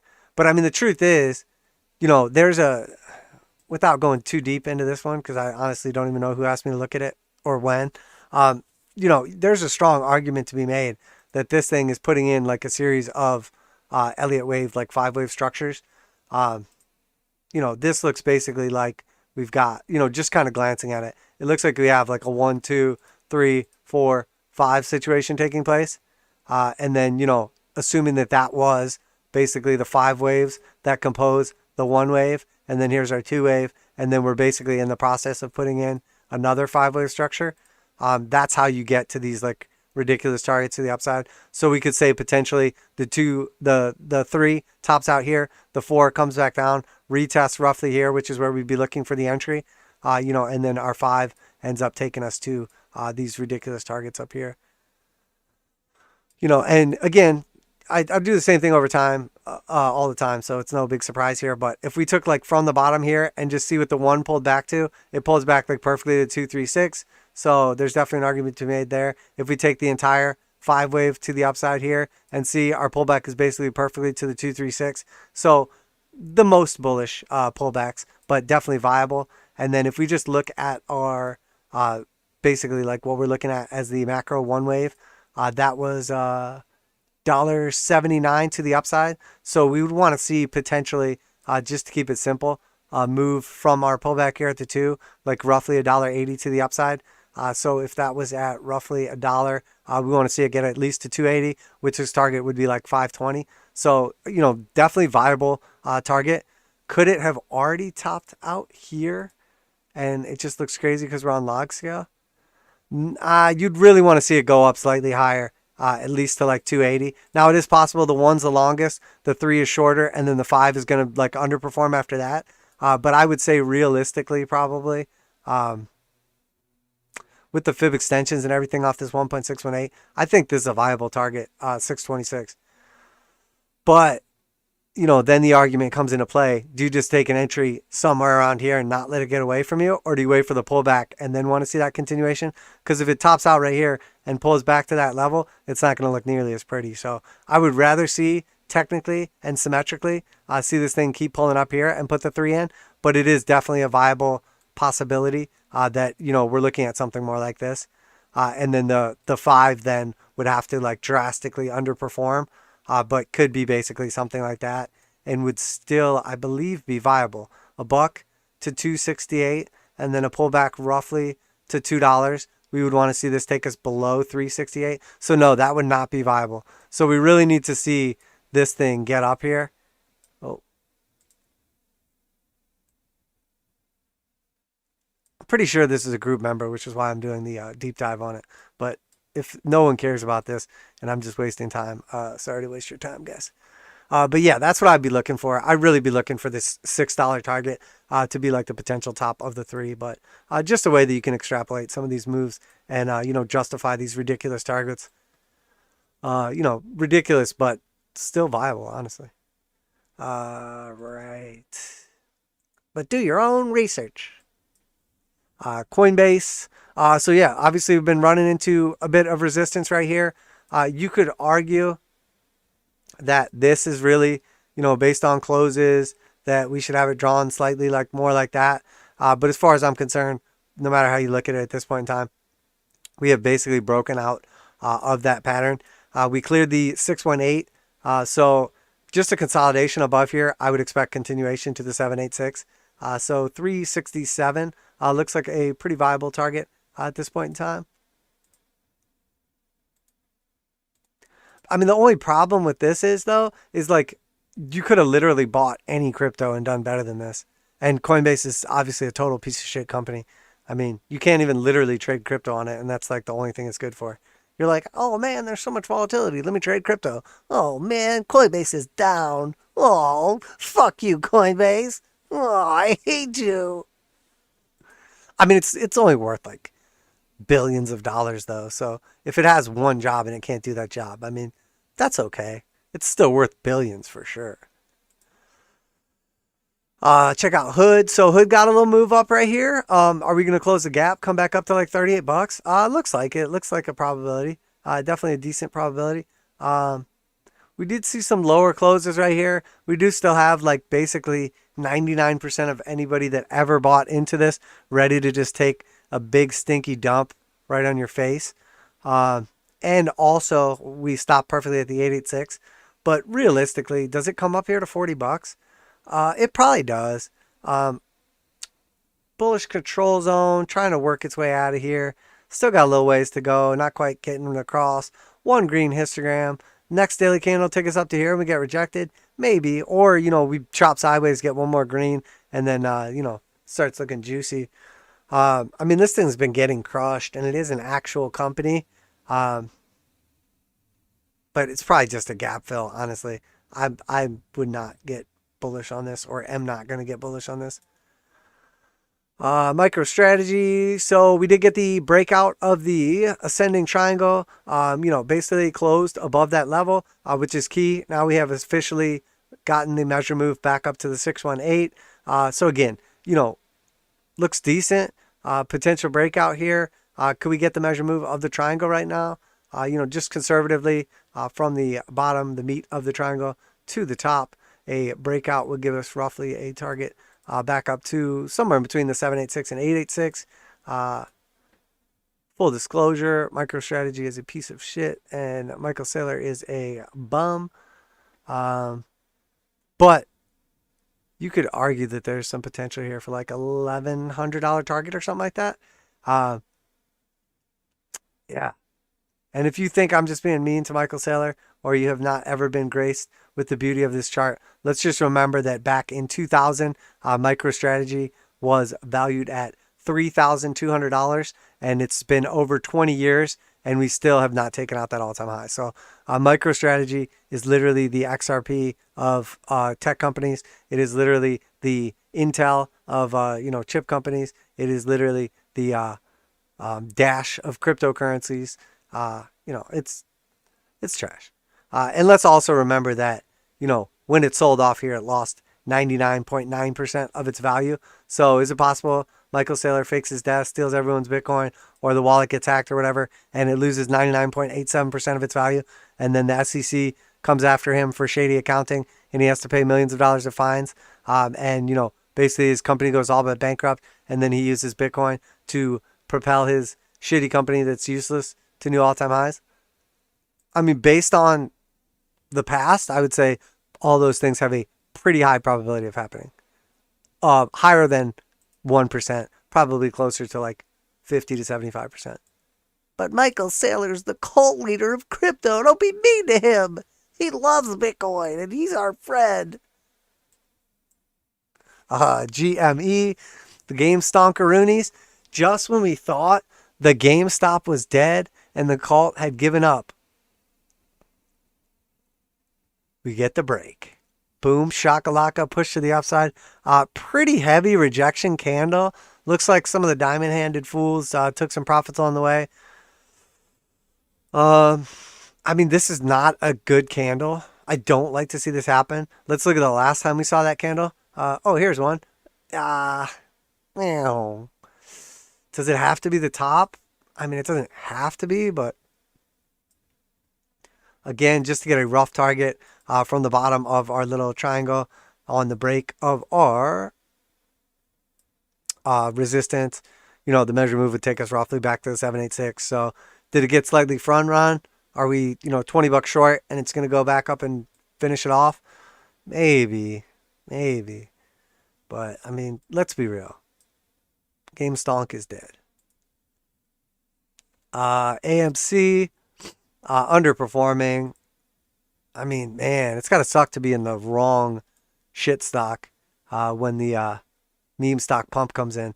But depending if you're going by the wicks or closes, we have the red resistance and the purple resistance off our little pivot right here. And then the red, we could not get above, could not break out, but we are above the 821. So, I mean, there's a strong argument to be made that the next, you know, meme stonk breakout will be this one. You know, everybody's like, pile into GameStop. Okay, quick, now pile back into AMC. Okay, quick, diamond hands, dump. So, I mean, back to the all-time highs? Maybe 60% move roughly to the upside.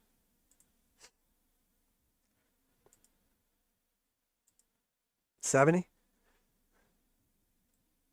It's possible. Definitely a possibility. Coming out of the bullish control zone. Trying to push back up here. A little bit of bullish divergence. Not a great candle, but more indecision than a rejection. I mean, if you were going to run a trade setup on this, I mean, realistically, you would probably just play this with options because you do not want to get stuck holding the bag on this piece of shit. 15% downside for a daily close below here. 44% upside to the 786. I mean, you could take a position on this if you wanted to. I would never do it because I would literally hate myself for the rest of my life if I got stuck holding a bag on AMC, a total shit company in a useless industry that's probably going to zero very soon. But that's just me. Newegg hit our target down here to the downside. Still hanging on to that blue support. Got a nice little push back up. Nothing really to see here at the moment. Bunch of overhead resistance. We literally have the 200 exponential, simple, the 8, and the 21 all directly above our head. In the event of a breakout, which you could argue this purple, let me make this a little brighter. Even I didn't see you, buddy. Show yourself. You know, you could argue basically from the top here, a bunch of tops right here, little top, failed breakout right here, and then finally, you know, this thing is squeezed and we're about to break out. So is this going to get the little measure move back up and a nice little push? Man, I mean, we didn't quite get to the entry we were looking for that trade setup, but assuming, you know, you just said tomorrow, like, I'm super bullish, Newegg it's going to, hang on.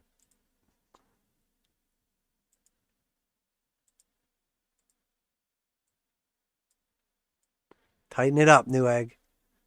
So let's just say we were like super bullish on Newegg and we were just like, I'm buying in tomorrow. It's going to the moon.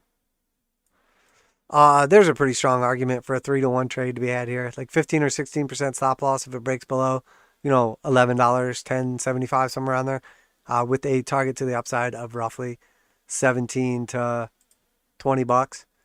Yeah, there's some potential there.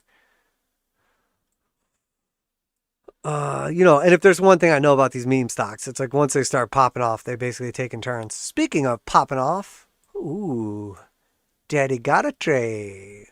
So yeah, Bed Bath & Beyond, right when we thought this thing was just going to die and go to zero, we finally got our move, finally got our gap fill. This thing went parabolic. Why did Bed Bath & Beyond go parabolic? I heard they were getting their products and they were going to have them in other stores and there's going to be a stock buyback. And okay, let's be 100% honest here. This company is still trash. It's not going anywhere, but it's completely overvalued. Okay. This was a breakdown, a retest, and a gap close. Okay. This is not all of a sudden a good company that you want to invest in, especially not after this move. But we did, however, get a over 60% move to the upside, overshot the gap, and now we filled the majority of the trap gap from the breakdown right here when everybody decided that Bed Bath & Beyond is garbage and it broke the giant descending triangle that we were expecting, that I had predicted, that I had called out, and then also got the move back to the upside that was expected, that was predicted, that was called out. But now, once again, we have left another gap, only this time the gap is below us. So do we come back down here next and fill this gap and then see continuation to the upside or continuation to the downside? Sure, but typically once something has a big move like this and it's been doing nothing forever, especially when it's like a trash company like Bed Bath & Beyond, only based on like the actual like fundamentals of the company. I'm not saying Bed Bath & Beyond goes away, but I'm saying like the business model now, when you look at the financials, it looks like total shit. But, you know, that's the difference between investing and trading or scalping. So Bed Bath & Beyond, should you buy it now? It's going. It's awesome. It's above the 200 exponential and simple. It's going to go. Hooray. Nah, it's probably just total shit. Probably never makes a new all-time high again. But if we go to a longer time frame, again, did not mean to be on the hourly there. Let's just remember that this company is total trash. It's total garbage. It did top out in January of 2014, and still after from its lows down here when it was bankrupt, going out of business, to the top right here, it went up 1,485% and still did not get to the all-time highs. So is it now all of a sudden a good company? Probably not. Probably not. Does this just look like a daily retest of the breakdown from the 200 exponential and simple that just got rejected and now it's just going to be, you know, headed straight back down to zero? Probably. We did get a buy, sell, buy divergence signal off of the 0.5 exactly. So maybe there's a possibility that this is going to do some crazy shit and they're just going to reinvent themselves and we're just going to get like this massive like 1 through 5 wave structure, and Bed Bath & Beyond's going to like go to the moon. They invent the remote from click, and then you can like fast forward through time, or you can mute your annoying wife, or, you know, whatever your motive is. Sure, it's possible. I mean, the movie comes true. We all become millionaires because we invested in Bed Bath & Beyond. Adam Sandler, he told us it was a premonition. Probably not, but, you know, it could do something like that.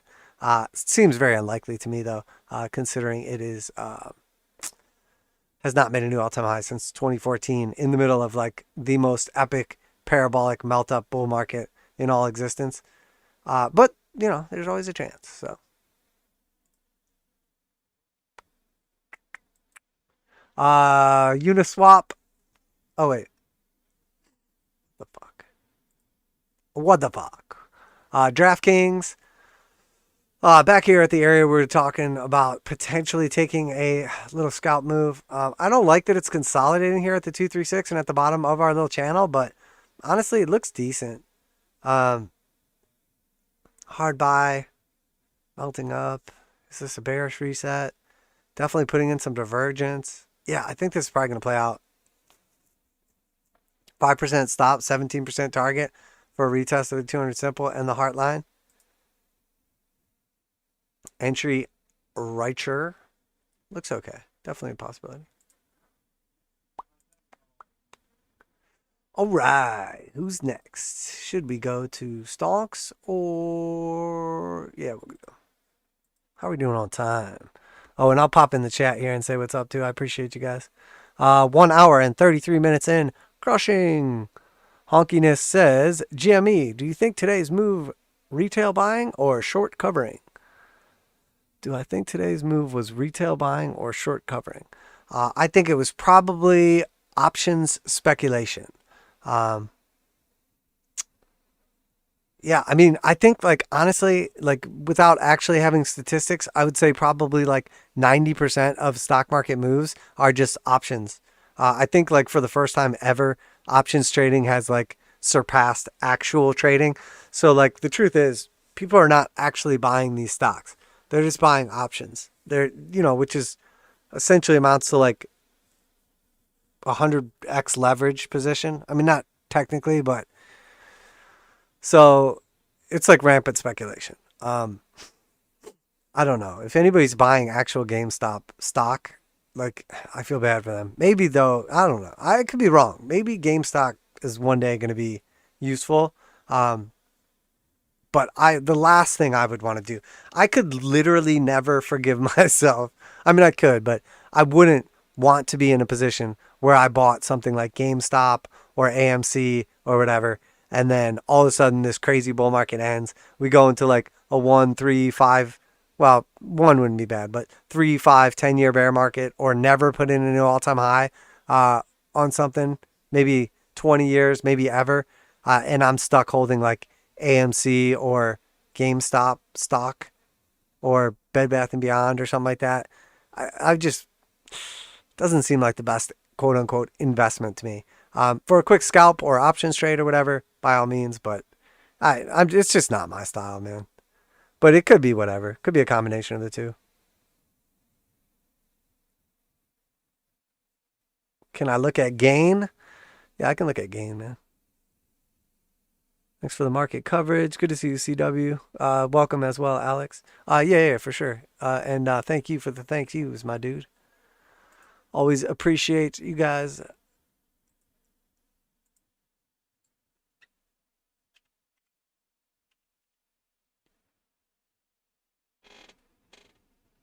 Are we talking Gladstone Investment Corporation, my dude? The Business Development Company. Is that what it is? Gladstone? Alex?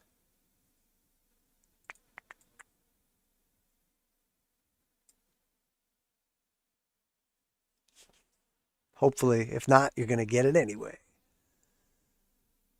Let's go to a longer time frame here. Take a look.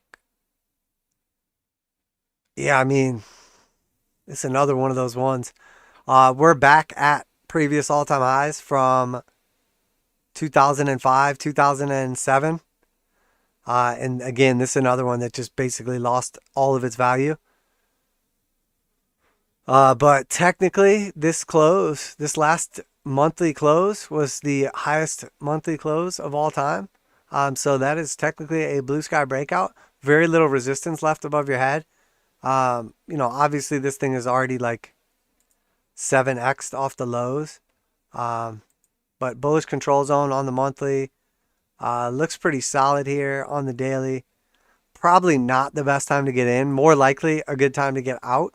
Arguably, you would be selling a blue sky breakout, but also like anybody that's been upside down in a stock for like 14 years is probably just begging to get out of it, like break even. So could go either way. I mean, it either like double tops here and then just goes way back down and gives back a bunch of the gains, or it just breaks out and continues to the upside.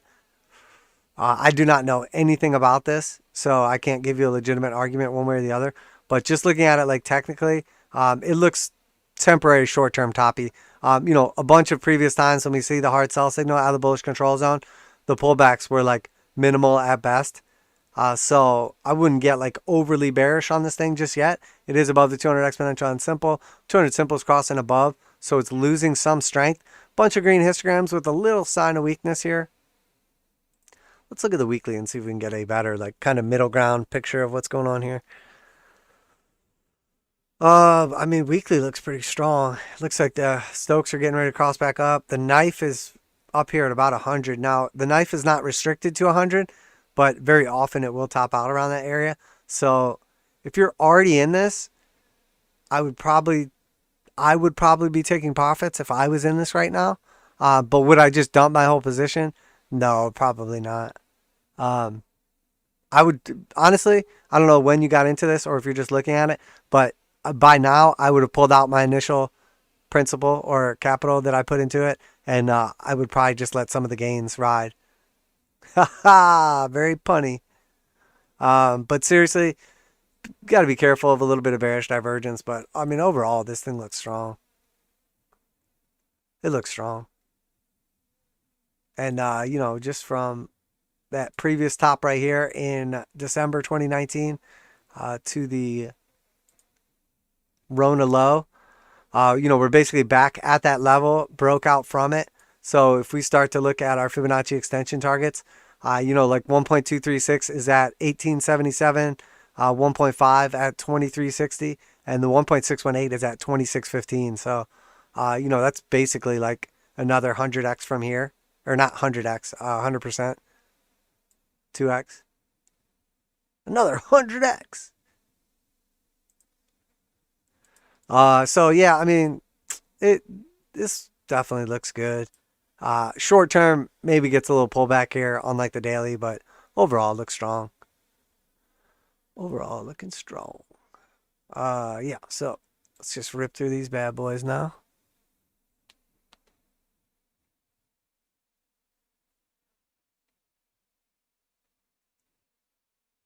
All right.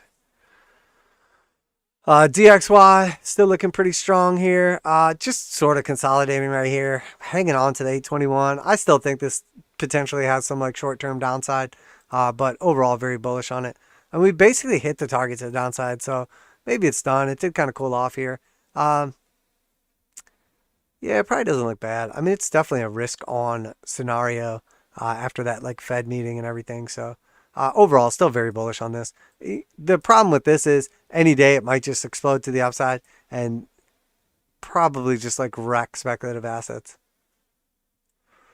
Tesla still just going parabolic, not unexpected. We obviously were watching this right here. Once we took out that C and the A, we expect obviously like the measure move breakout to the upside.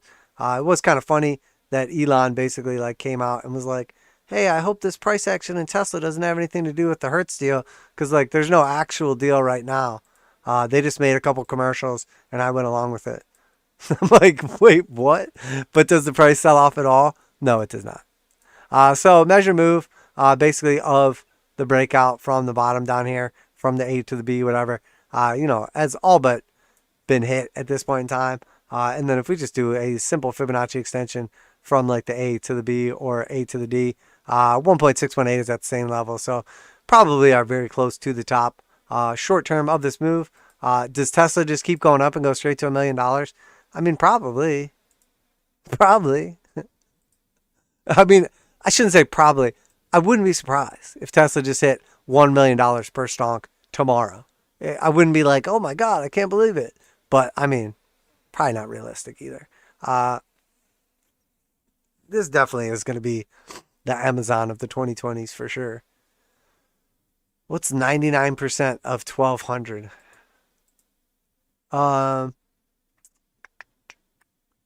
Does Tesla go to $12? Probably not. Probably not. I think there's equal probability it goes to $1 million and 12. Uber, hanging on to this level for now. Looks like it's going to try to push back up here. Definitely have some trouble chopping through the 200 exponential and simple, but I think Uber Eats probably keeping this thing going.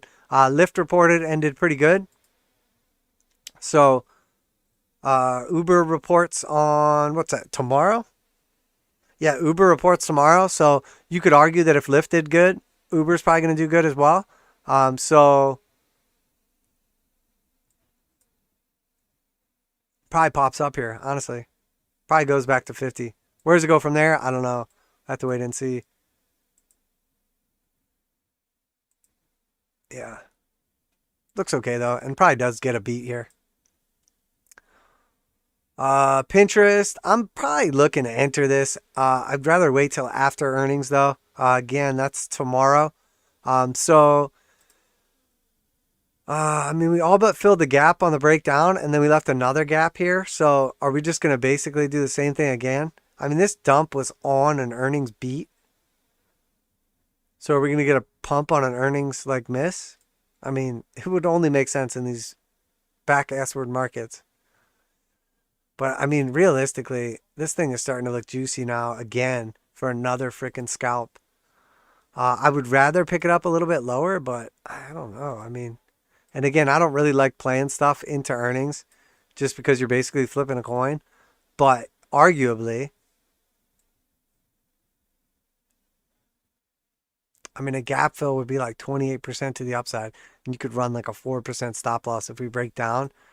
If it goes down, you're out. If we get the gap fill, it's like 30%. It's like almost a 10 to 1, 8 to 1. I mean, I would rather get it down here at like $40, but I mean, this thing is like, we have scalped this so many freaking times. Called the top perfectly right here. Beautiful scalp to the upside there. Beautiful scalp to the upside there. So are we just going to get another one, or is that too easy? We probably hit it again. Probably another winner. Snap. Let's see. Snap, again, was the dump was on the earnings. You know, this was a beat, massive pump on earnings. This was a dump, massive dump on earnings. Below the 200 exponential on simple. I think this thing, again, I think it's getting close to that juice. You know, I want to get it down here at like $50, 49.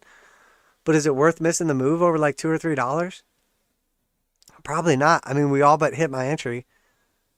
40% upside with, you know, I mean, you could run a little tighter of a stop than that if you wanted, but 10% stop, it's still like 4 to 1. I mean, realistically, depending where we took the entry, and if you just went by a breakdown below 236 and new low, I mean, you could run something like this, like 8 to 1 risk reward setup. Might be a little greedy, but it looks like it's bottoming. And, you know, maybe it doesn't get all the way back up to fill the gap completely, but I mean, even if it just goes to 62, yeah, I think, you know, and Snap is like an actual company. Pinterest is an actual company. So there's an argument to be made for some of these. After looking at cryptos, there's a strong argument to be made for things that provide actual goods or services. Wish. We do have earnings. We missed, but we have earnings. Technically, you're better than crypto. Wish. Another one that just looks like it's ready to pop off, in my opinion. I'd like to see, typically, when these things are bottoming, especially at new lows, I like to see one more flush down, like a big aggressive candle, and then it gets bought up. Are we going to get that? I don't know. But, you know, again, I don't like waiting too long and then missing these things. So 80% upside, 12% downside. I'm going to start dipping my toes in a few of these. Matter of fact, I actually already have a position in Wish. Not a big one, but I'm probably just going to go ahead and add to a lot of these. I mean, quite a few of these. I have some like leftover dust.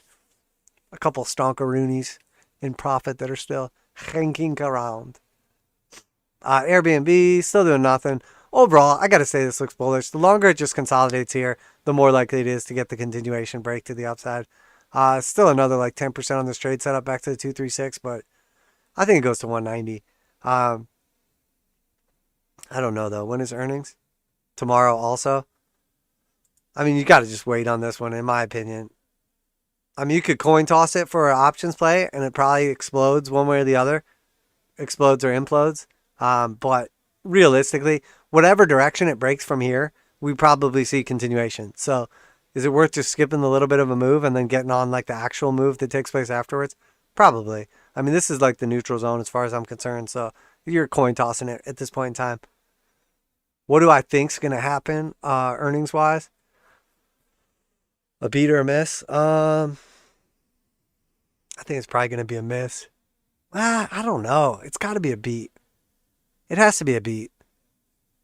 Yeah, I think this is going up.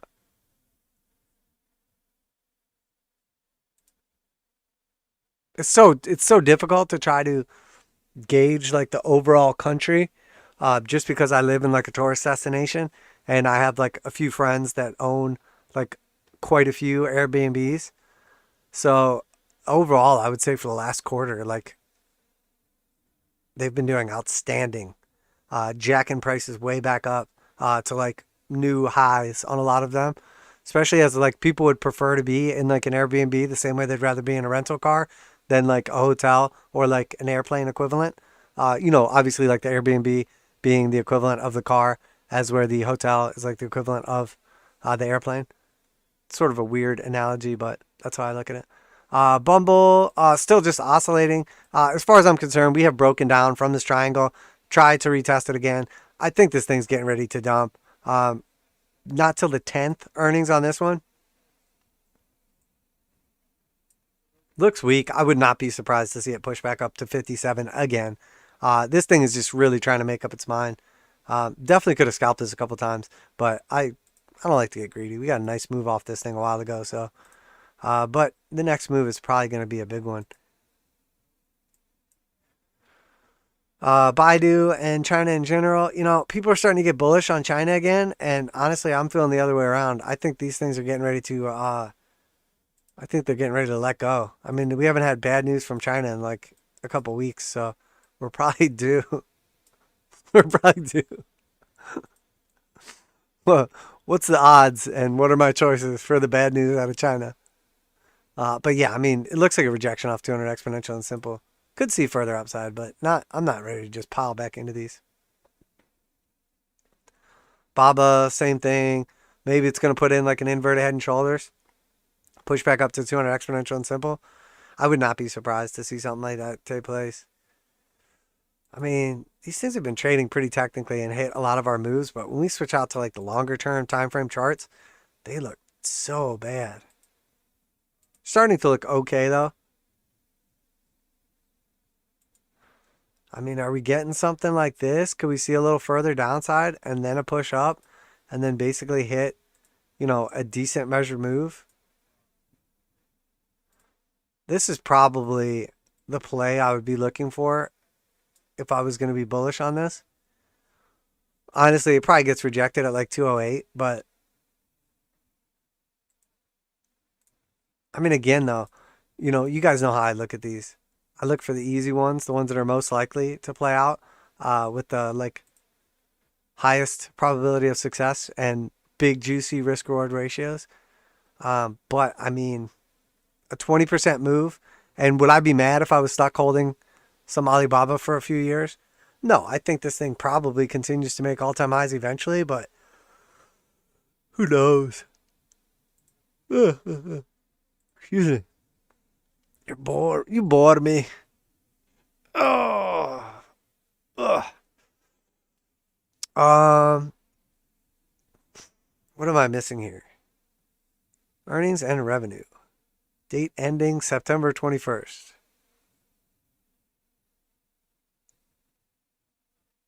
29th of October. This got to be wrong.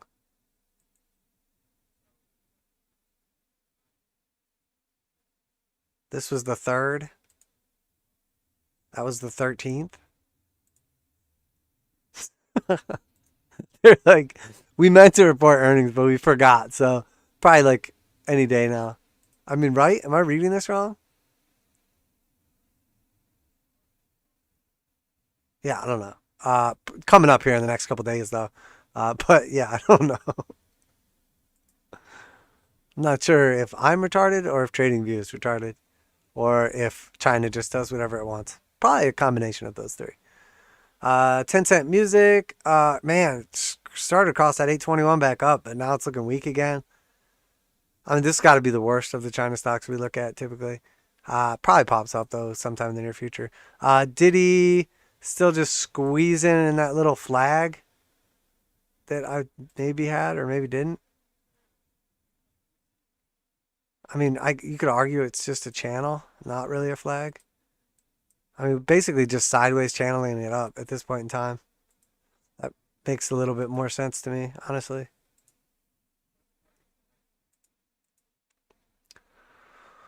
So pretty much just at this point in time, range bound until it's not. So I'd be looking at something like this, depending on where the heart line lines up better.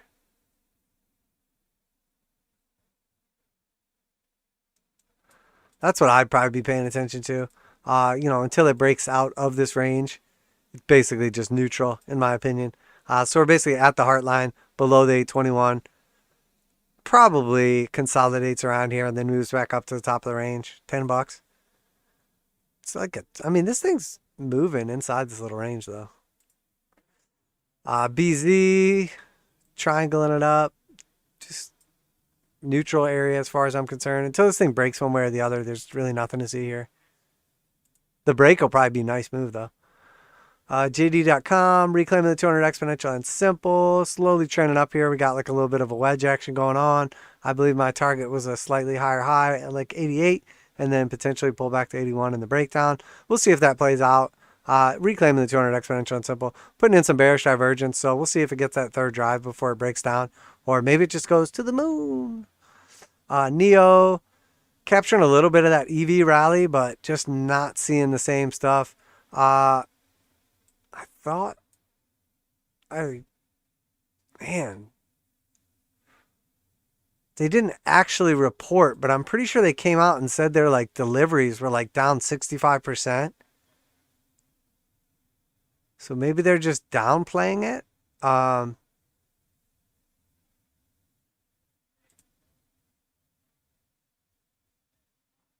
Mid-November.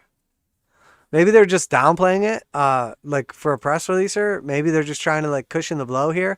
But if they're really down, maybe they might have done 65% or they might have missed by 65%. But they were talking about supply chain issues basically for deliveries for either this month or the quarter. Had to be this month. I can't remember. Damn, I really can't remember. But to tell you the truth, I have a feeling this is going to have a bad miss and then it's going to see like a big flush down. I could be completely wrong, but you know, this triangle has been going on for months and months and months. And you know, Neo's been holding up like pretty freaking well compared to the rest of China. So if they have some like bad news come out or something like that, the likelihood of this thing finally breaking down from this crazy triangle seems very high to me. Now at this point in time, where does it take us to? Like 25 bucks or something like that. I would probably start being a buyer somewhere around that level, at least for like temporary scalp. But again, this thing came up from nothing, from literally nothing. It was like bankrupt and done. And China stepped in and said, we own you now. You belong to us now. And it went from $1 to 65. So not unrealistic to think this thing could get absolutely crushed. But long term, you know, I like it. But I have a feeling this thing's getting ready to get wrecked. Rejection off the 200 simple and then just a random like gap down flush would not blow my mind by any means. EDU, man, is this thing running out of time? I feel like it had a nice little chance here for a breakout. And now we're all the way back down in the bearish control zone again. So does it look like it's getting ready to break out again? Well, I want to see it hold this level, but at this point in time, I mean, we're basically back at the entry again with a potential 162% to the upside with like a 25% or less stop loss. Over 6-to-1 risk reward ratio and a dub up plus some change. I mean, I already have a position in this. That's no secret. But I may actually like double down or grab it. I don't know. We'll see. We shall see. Might have to look at those options pricings. See what's going on. Peloton. I mean, nothing has really changed on this. Again, just a giant descending triangle. Trash bag company. The Nordic track of 2021. Reports tomorrow. What's going to happen? I don't know. I don't know, Peloton. Probably another miss. I mean, they're talking about we're going to build factories in the United States and we're going to have headbands that say Peloton. We teamed up with Apple so you can use their cloth as a headband or our headband as a cloth to clean the sweat off of your devices. And we're going to sell it for only $199.99 for a cotton cloth headband. And it says Peniston on it. TSM, semiconductors doing pretty good. Taiwan semi, not so much. Nothing really changing right here. Middle of the range. Just range bound forever in a day. Still in between the 200 exponential and simple. So that's arguably okay. It's better than being below them. But I am not bullish on this. I'm actually bearish on this. It's the worst semiconductor company to own. Oh, wait, no. Intel. Forgot about you. Intel with the gap down. Got a nice little V bottom right here. It's at resistance now. So is it going to get that gap fill? Is it going to come back up to like 55 bucks? 10% move? Probably. But, I mean, let's see. Dividend, pump, dividend, sell off, then a pump, dividend, sell off. Can't really see like a crazy pattern. Sometimes these things, after they pay their dividend, they always dump or they always pump. Overall, this probably looks okay for a temporary move back up to like 55 bucks. before it goes to 0. But yeah, I mean, it probably does close that gap.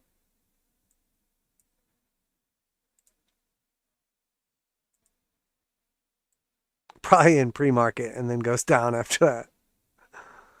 I mean, I don't know if there's a decent trade set up here. No, there's really nothing. Nvidia crushing, dominating, destroying. Yeah, I mean, probably overdue for a little pullback. Does it come back and fill the gap at 230? Maybe. Definitely a buying opportunity if it does. I doubt it will, though. Honestly, I mean, even a pullback. AMD, again, just absolutely crushing it. Definitely crushing it. SMH, semiconductor ETF, crushing. Continuation for shizzle. ARKK, back above the 200 exponential and simple for the first time in a long time. So now, granted, the last few times it did that, it just broke down and lost that area. So is this just Tesla and a couple of the other like random shit rallies? Possibly. Hard sell signals, still hanging on to the bullish control zone. I mean, I don't know. This thing is like the underperformer of the century. Maybe it makes a move, though. Got to show me something, Kathy. ARKF. Fintech. Yeah, I mean, same thing. This just looks like an ascending triangle to me.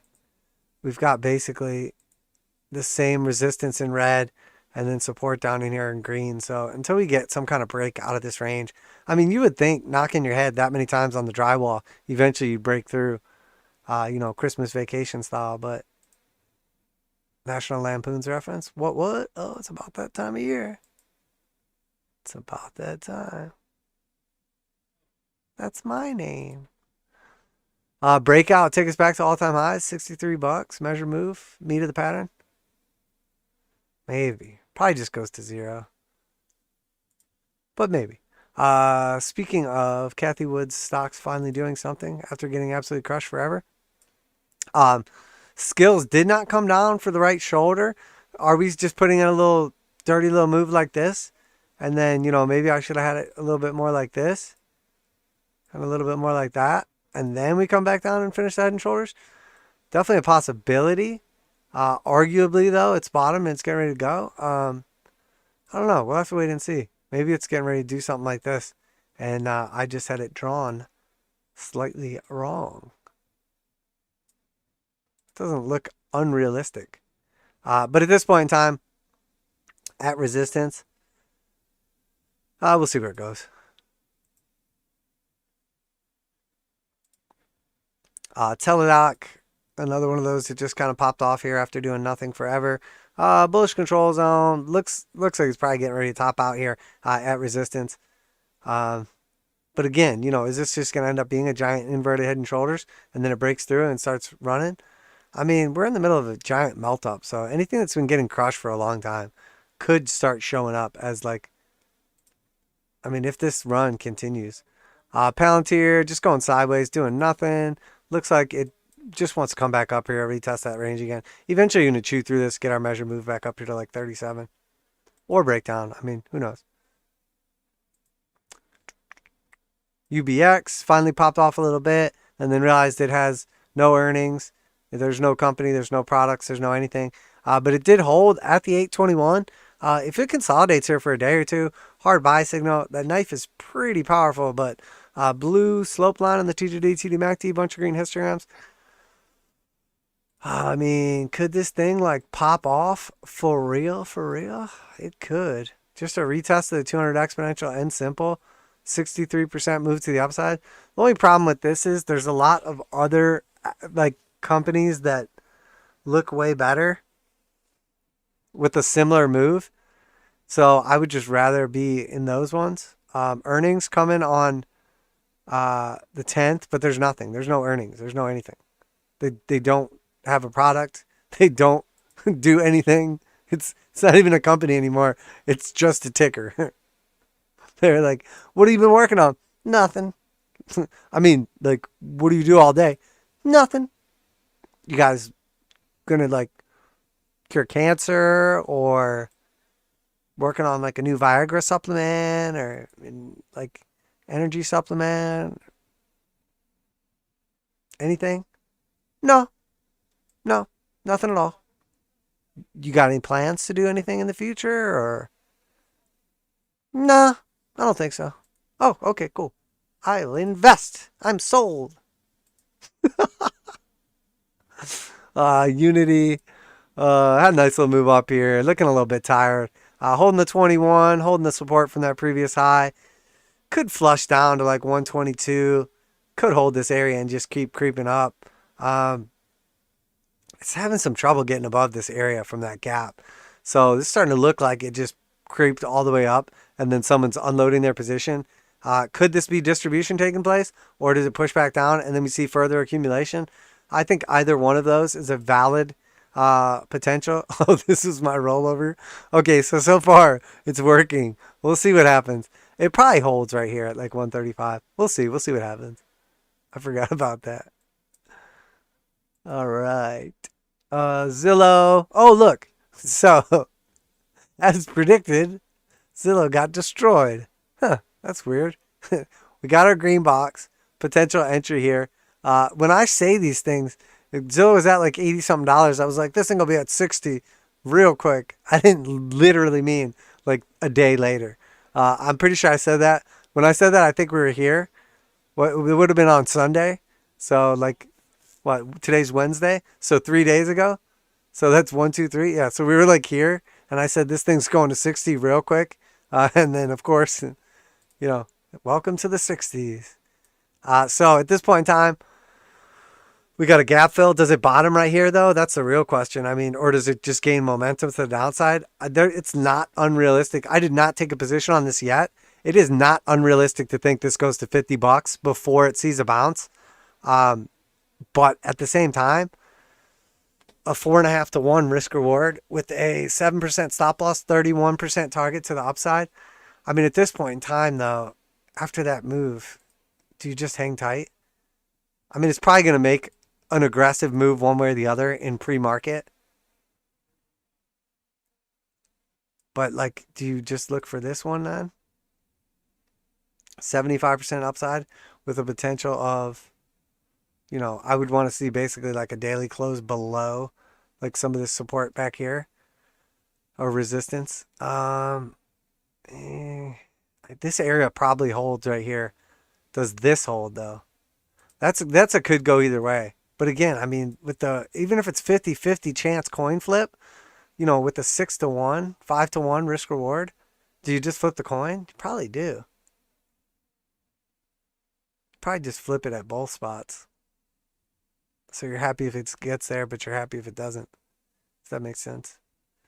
75% with a 10, 7 to 1. Oh man, yeah. I mean, it probably fills that gap. It probably most likely fills that gap, but does it do it tomorrow?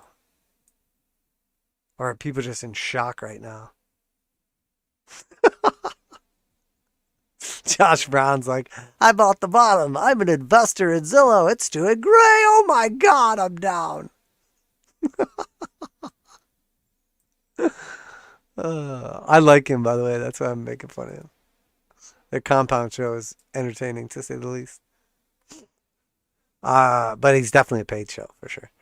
Corsair, nice little pop-up here off of our entry level. This thing is the king of underperforming.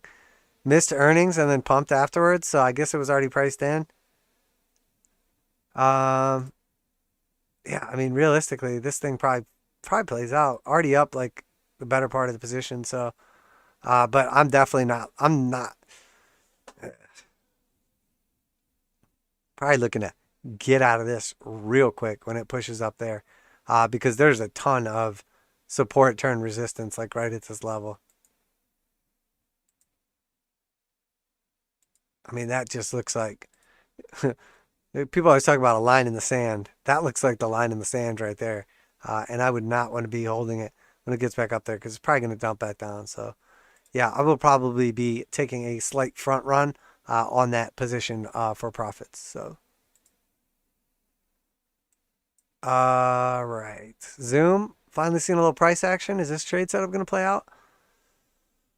So far, so good. Breaking resistance, 21% upside. Does this underperform, though, and stop at about 320 instead of 337? After not moving for so long, it's not unrealistic to think this pushes up out of there, hits our target, and then just fails, or potentially gets, like, the actual...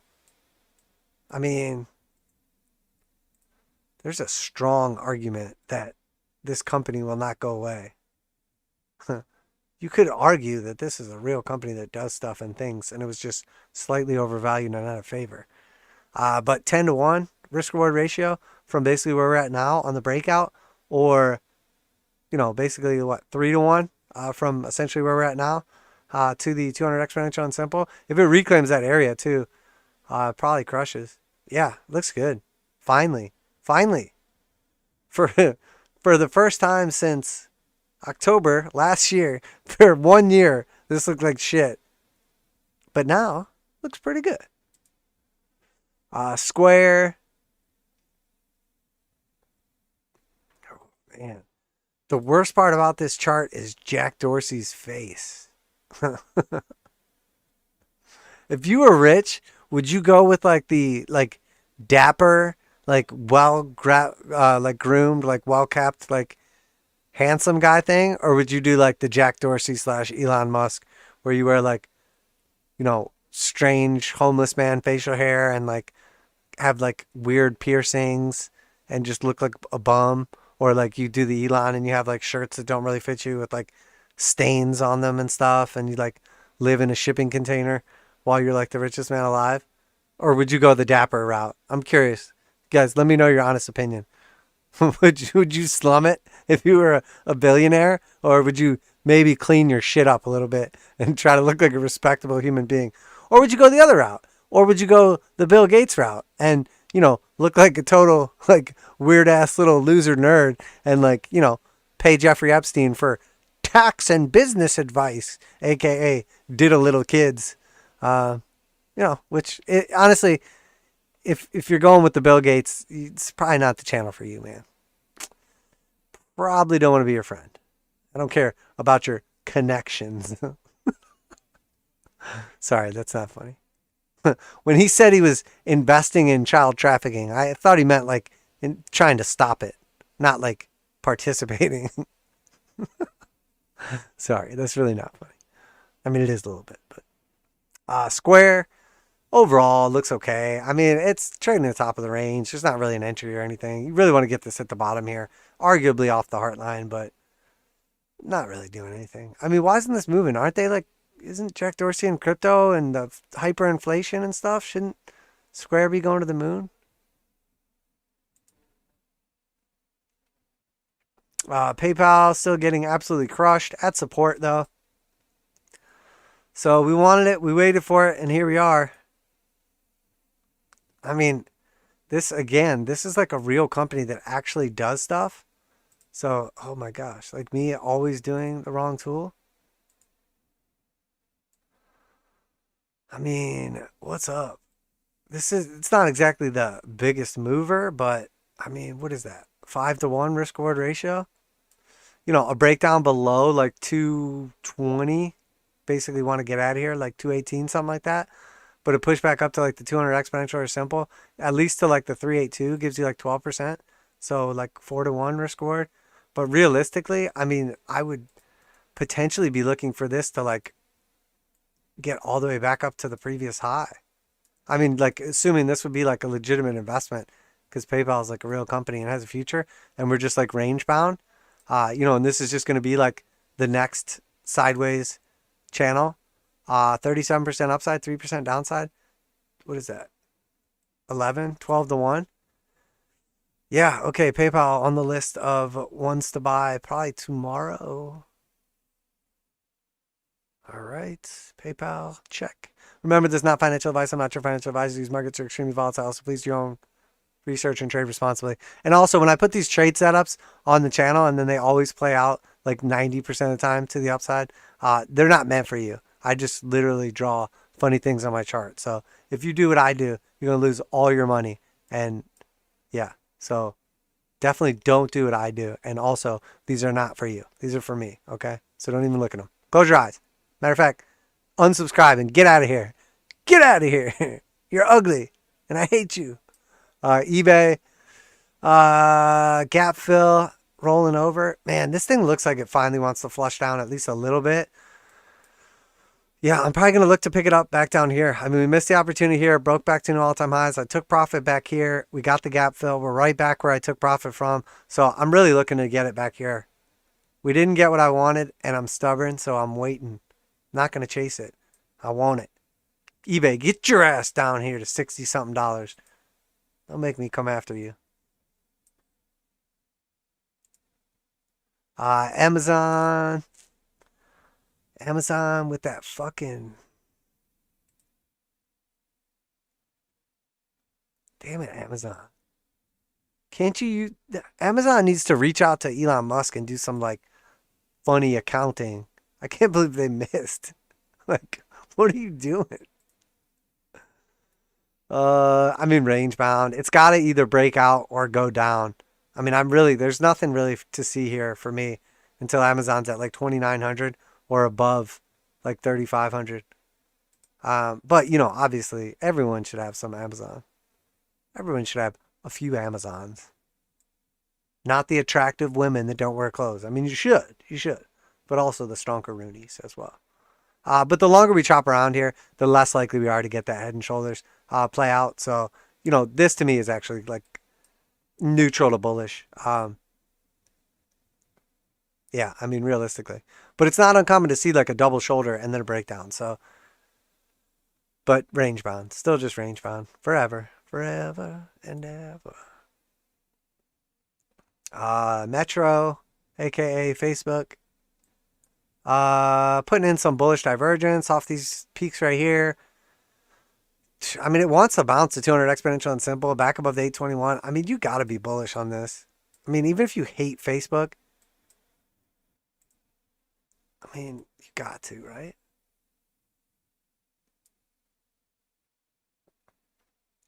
I mean, that's only a 2-to-1 risk-reward ratio with a 6% stop loss.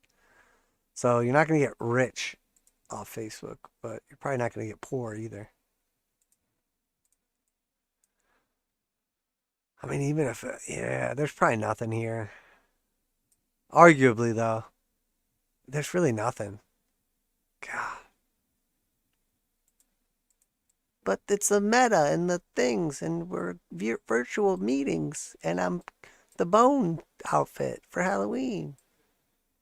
And I'm definitely not a lizard person. That's what he should have done. He should have put on a lizard person costume. If Mark Zuckerberg puts on a digital lizard costume, I'll buy some Facebook. I promise. Google crushing, dominating, the best platform ever. Definitely listening in right now. I love you, Google.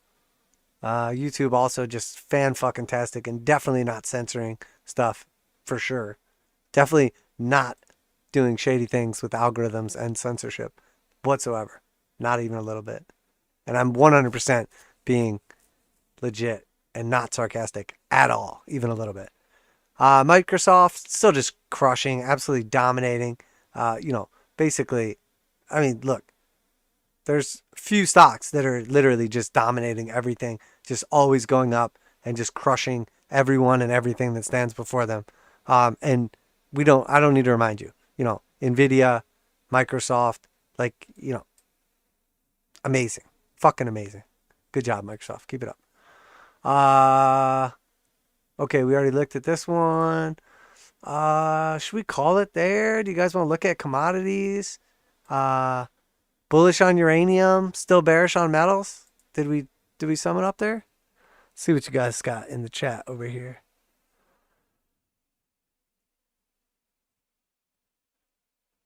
If you mean Gala Games, sorry. Oh, did I look at the wrong thing? Is that what's going on?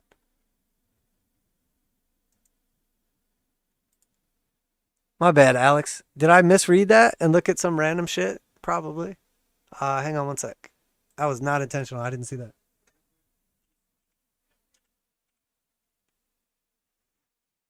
Is that a crypto? Gala Games, you said?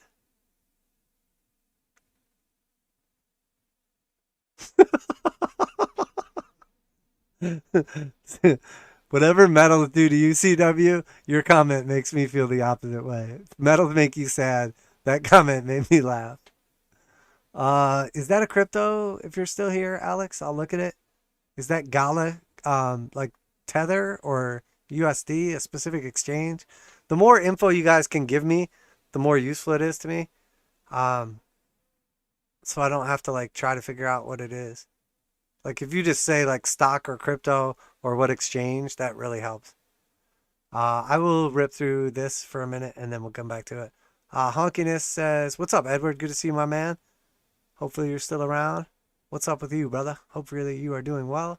Honkiness says, "Resistance happens because," hang on, my boom's in the way, "because people are wanting to sell where they previously bought to recoup. Is that right?" Yeah, typically. I mean, typically resistance is basically just somebody being upside down and just finally being like, I just want to get out of this position. Or like you had a previous support area that you broke down from. So then when you come back to it, there's all the people that were expecting it to act as support, but it failed as support. So then when you get back to it, same thing. They're looking to just get back out of their position. And the longer resistance has been in place for, the more likely it is to remain in place. But the more times you hit a resistance or support area, especially a horizontal, the more likely you are to break through it. So when I say we keep bumping our heads on a resistance, just imagine like a piece of drywall and you like punch it and you punch it and you punch it and you punch it. You might not break through it on your first punch, but after you punch it a few times, your hand's probably just going to go through it. Or you could break through it on the first try. Same with like think about support in the same way. If you have a piece of drywall, like over 2 desks or something like that, you might be able to like jump on it a little bit or a couple times, or like maybe even one big jump and it kind of cracks or whatever and looks a little sketchy. But if you jump on it and jump on it and jump on it, eventually you're going to break through. And that's how I think about like support and resistance. So typically when you hit a support or a resistance that's like clear and defined, you'll get a bounce. But the more times you hit it, the less you push away from it. And then eventually you grind through all those like buy and sell orders. And then, it breaks one way or the other. But yeah, you got the right idea, brother. So yeah, let's take a look at metals. If you're still there, Alex, let me know what gala that is you're looking for, and I'll be glad to take a look. XAU, gold. I mean, as far as I'm concerned, we're in this triangle. We're below the 200 exponential and simple. We did exactly what I said. We had this little ascending channel going up. All the gold bugs are like, it's finally happening. Gold's going to 1 million. When's going to be my time, daddy? When's going to be? And it fails. So at this point in time, looks like we're just coming back down. The measure move of the little channel just takes us straight back down to the bottom. We're basically in this big flag, this big triangle. Should be a bullish pattern after a massive move to the upside. You could argue that we're going to get like the flagpole and that's going to be our next measure move. And this will be like our breakout and gold goes to like 100 gazillion trillion dollars. I'm sure if Peter Schiff did technical analysis, he would be a strong proponent to that. That would be like a $2,700 gold. Well, I'll take one $2,700 gold, please. I don't think that's unrealistic. I don't think it's unrealistic at all. I think gold will probably go to like $3,000 or $5,000 or $10,000, but it probably means society has like completely melted down. So I'd say it's probably going to happen later than sooner. I don't think we're ready for that. I don't think the powers that be are ready to melt the system down yet. But who knows? I mean, I don't know. Maybe tomorrow they hit the button. End society as we know it. But yeah, still looks terrible. I mean, cannot get and stay above the 200 exponential and simple. So as far as I'm concerned, once we went below 200 exponential and simple here, we entered a bear market when they rolled over, and then we pushed back up, tried to save it, and it failed. And we have been making consistently lower highs. So eventually, typically, this pattern will break to the downside. It sucks, but it is what it is. But hey, I mean, look, if you're really bullish on gold, that's great. That last chance to buy. This is your last chance to get Bitcoin under $1 billion, guys. And then after that, it's going to $1 trillion, and we'll all be laughing in the Citadel in our golden Peter Schiff spaceship, just laughing at all you no-coiners. Losers. XAG silver looks terrible. Are we gonna get the little itty bitty inverse head and shoulders turns into the big boy head and shoulders, and then we get a break back up to the top of the range, back to $30. Everybody FOMOs back in, starts paying, $10 over spot. This is it. I knew it. Fucking silverbacks. We're doing it, bros. We're doing it. Oh, come over here, man. Give me a kiss. Not on the lips, bro. Don't be weird. Well, fuck it. We're silverbacks, bro. Yeah. Fucking retards. Keep in mind, I love silver and have a ton of silver, but gotta make fun of any primates that diamond hand hodl anything. Yeah, I mean, look, if this develops into an inverted head and shoulders, bounces that right shoulder here again, the measure move is straight back up to the top of the range, $30 again. So, I mean, there's a strong argument. But it probably just goes straight to zero tomorrow. XAU, XAG, typically look at this on the weekly. Gold silver ratio, trying to save this. I mean, look, let's be real here. If this breaks down, silver's probably at $30. If it breaks up, silver's probably at $20. So, and then gold, will just be somewhere in between. It's definitely at a decision point.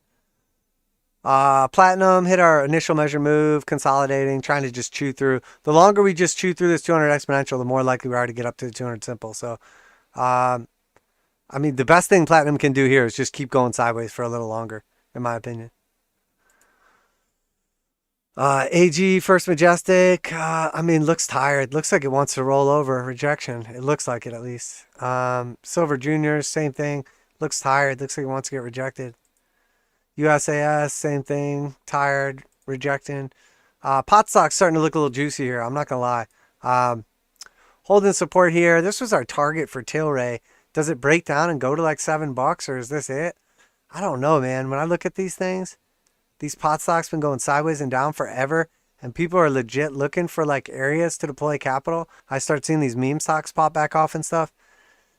Could it be time for the pot stocks to do work? I mean, would you be kicking yourself in the teeth if you missed your chance after these things just grind it out forever?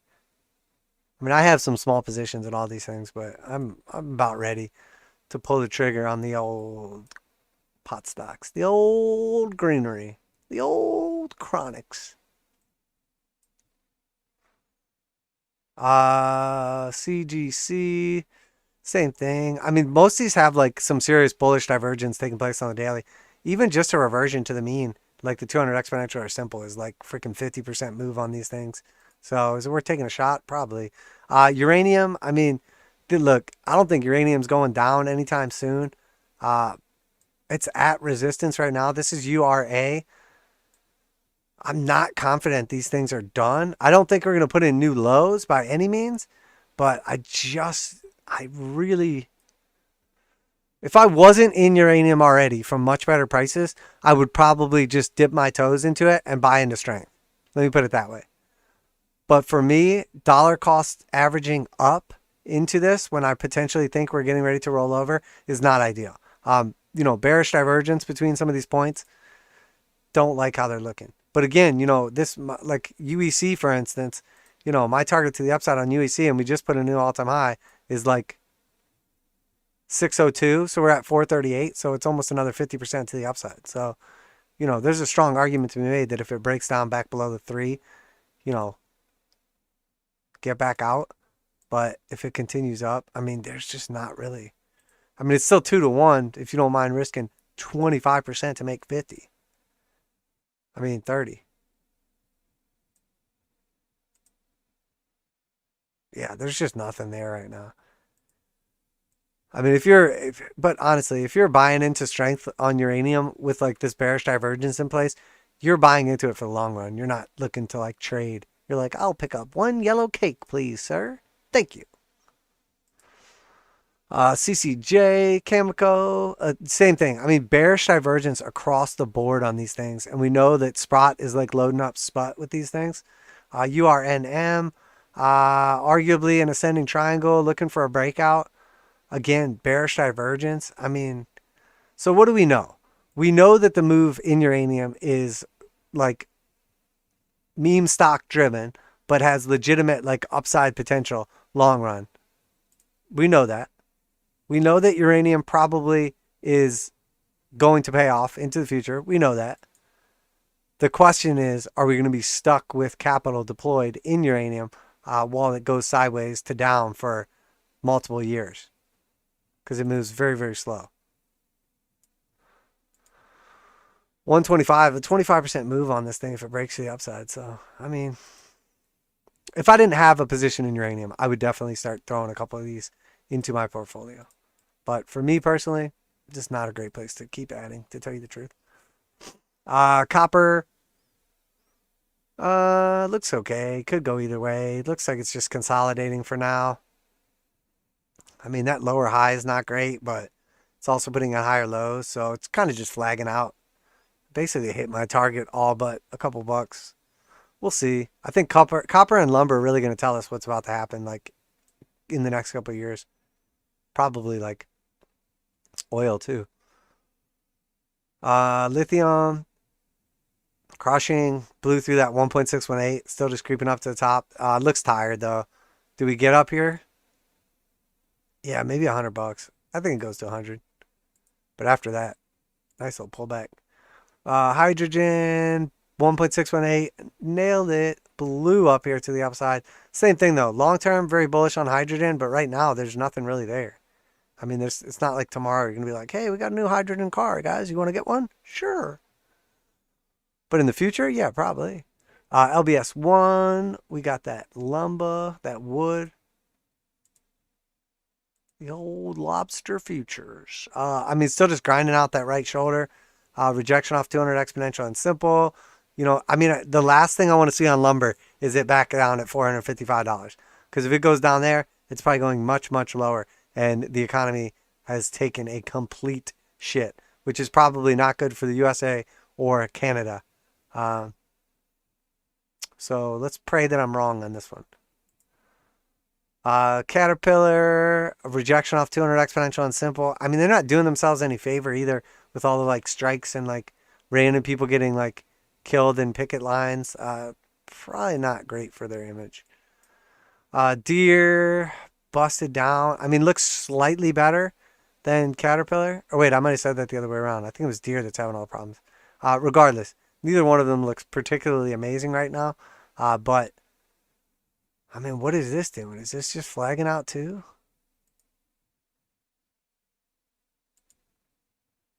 I don't know. We'll see what happens with these things. It's hard for me to... I think there's too much priced into this like infrastructure level stuff. Like Caterpillar in particular. Like Cemex, a couple of these other like... I don't know. I just feel like there's so much priced in and they're just waiting to let go. When we get like an infrastructure bill and it's like, we agreed on $80. You mean 8 million, right? Nope, 80. You mean 80 billion? Nope, $80. It's enough for lunch. Intero midstream, that water play, perfectly hit the entry. What do we do now? I mean, that was basically what we're looking for. So if you're bullish, this is the time. Nice little move back up here to the 786 retest, potentially up to the 886, 25% with a 10% risk reward if we take out that previous low right here. So I'll probably put that on the list for a small position. I do still have an active position in this. All right. Cemex looking very weak, broke down from our channel. Descending channel, typically bullish, breaks to the upside, but not this time. Let's see. Do we get a little something like this going on? You dirty little girl. Yeah. It's just going to start tagging these downside targets. I mean, the 236 looks very likely, at which point in time I would expect some kind of retest up here. Did we already kind of front run that, though? I mean, the measure move of the initial channel break takes us down to like 525. Yeah, it doesn't look great, but also sort of like picking up a little momentum here. So maybe trying to bottom, but how do we get on the damn short time frame? It's psyching me out. Yeah, I mean, we're getting a little like inverted head and shoulders action. Maybe we can get some bullish divergence, but we rolled over below the 200 exponential and simple. technically entered into a bear market after that rejection. So not good. Not good.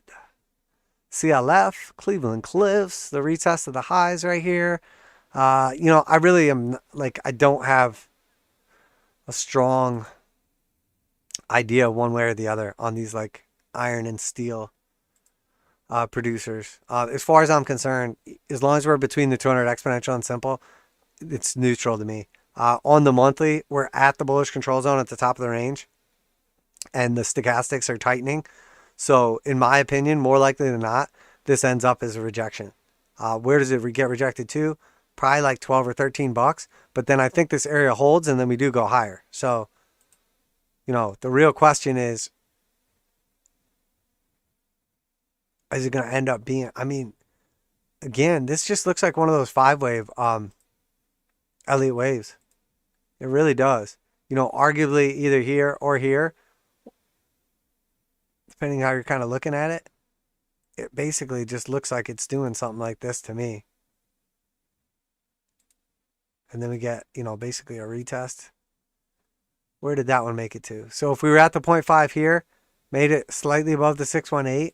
So do we get to the 786 or to the 886, something like that? I would not be surprised to see either a truncated or just a little weak, little 786er there. But I think we probably do something like that. Maybe all-time highs. I don't know. If we were, could go either way, guys. Could go either way. Oh, that we already have that one in play. So that's the 1.618 is slightly higher. So maybe it does go a little bit higher to the red 1.618, and then we get the pullback. And then, then it's probably more likely to hit like the 886. So we'll see. I'd say until it breaks below or above the 200 exponential and simple moving average, it's probably just going to chop sideways there. But overall, you can't really be bearish on it as long as it's above the 200 exponential and simple on the one day. Ford still crushing it. Continuation. We made it to 786, up above that. Reclaimed our ascending channel. So I think the 886 is probably my next target. Realistically, though, we probably have a temporary top around like $22. Ford is ready to do work. 18 to 25, 26. Let's go Ford. Those electronic pickup trucks. Shit, I'll buy one of those Lightnings. Yeah. GM, it's like a weaker version of Ford. It's like a less good Ford. Not the cars, the stock. But maybe both. Maybe both. Hasbro. Still can't get above the 200 exponential and simple. Looks like it's developing at least like some sort of like short-term channel action going on here. I don't really know what it's going to do one way or the other.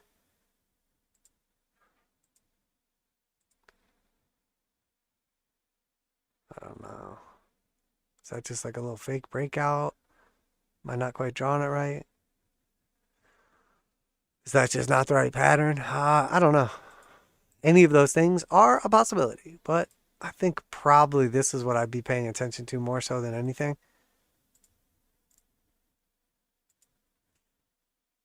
Until we clear like this resistance and the 200 exponential and simple, this is going to be a tough spot.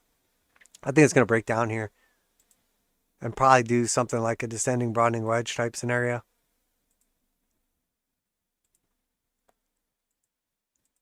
But this is just really not interesting to me until it breaks above 100, because this just starts really looking like a massive distribution pattern. I don't know. It's hard to get bearish on like toy companies before Christmas.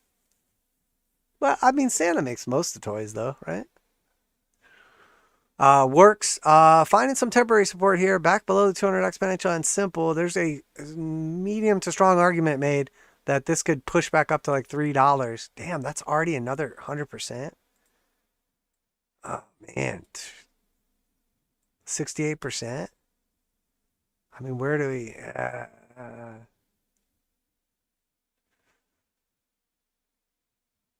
Even with the ridiculous 27% stop loss back down here, which this would be like my invalidation target, but it would be like a wick probably, and then get bought back up and stop everybody out.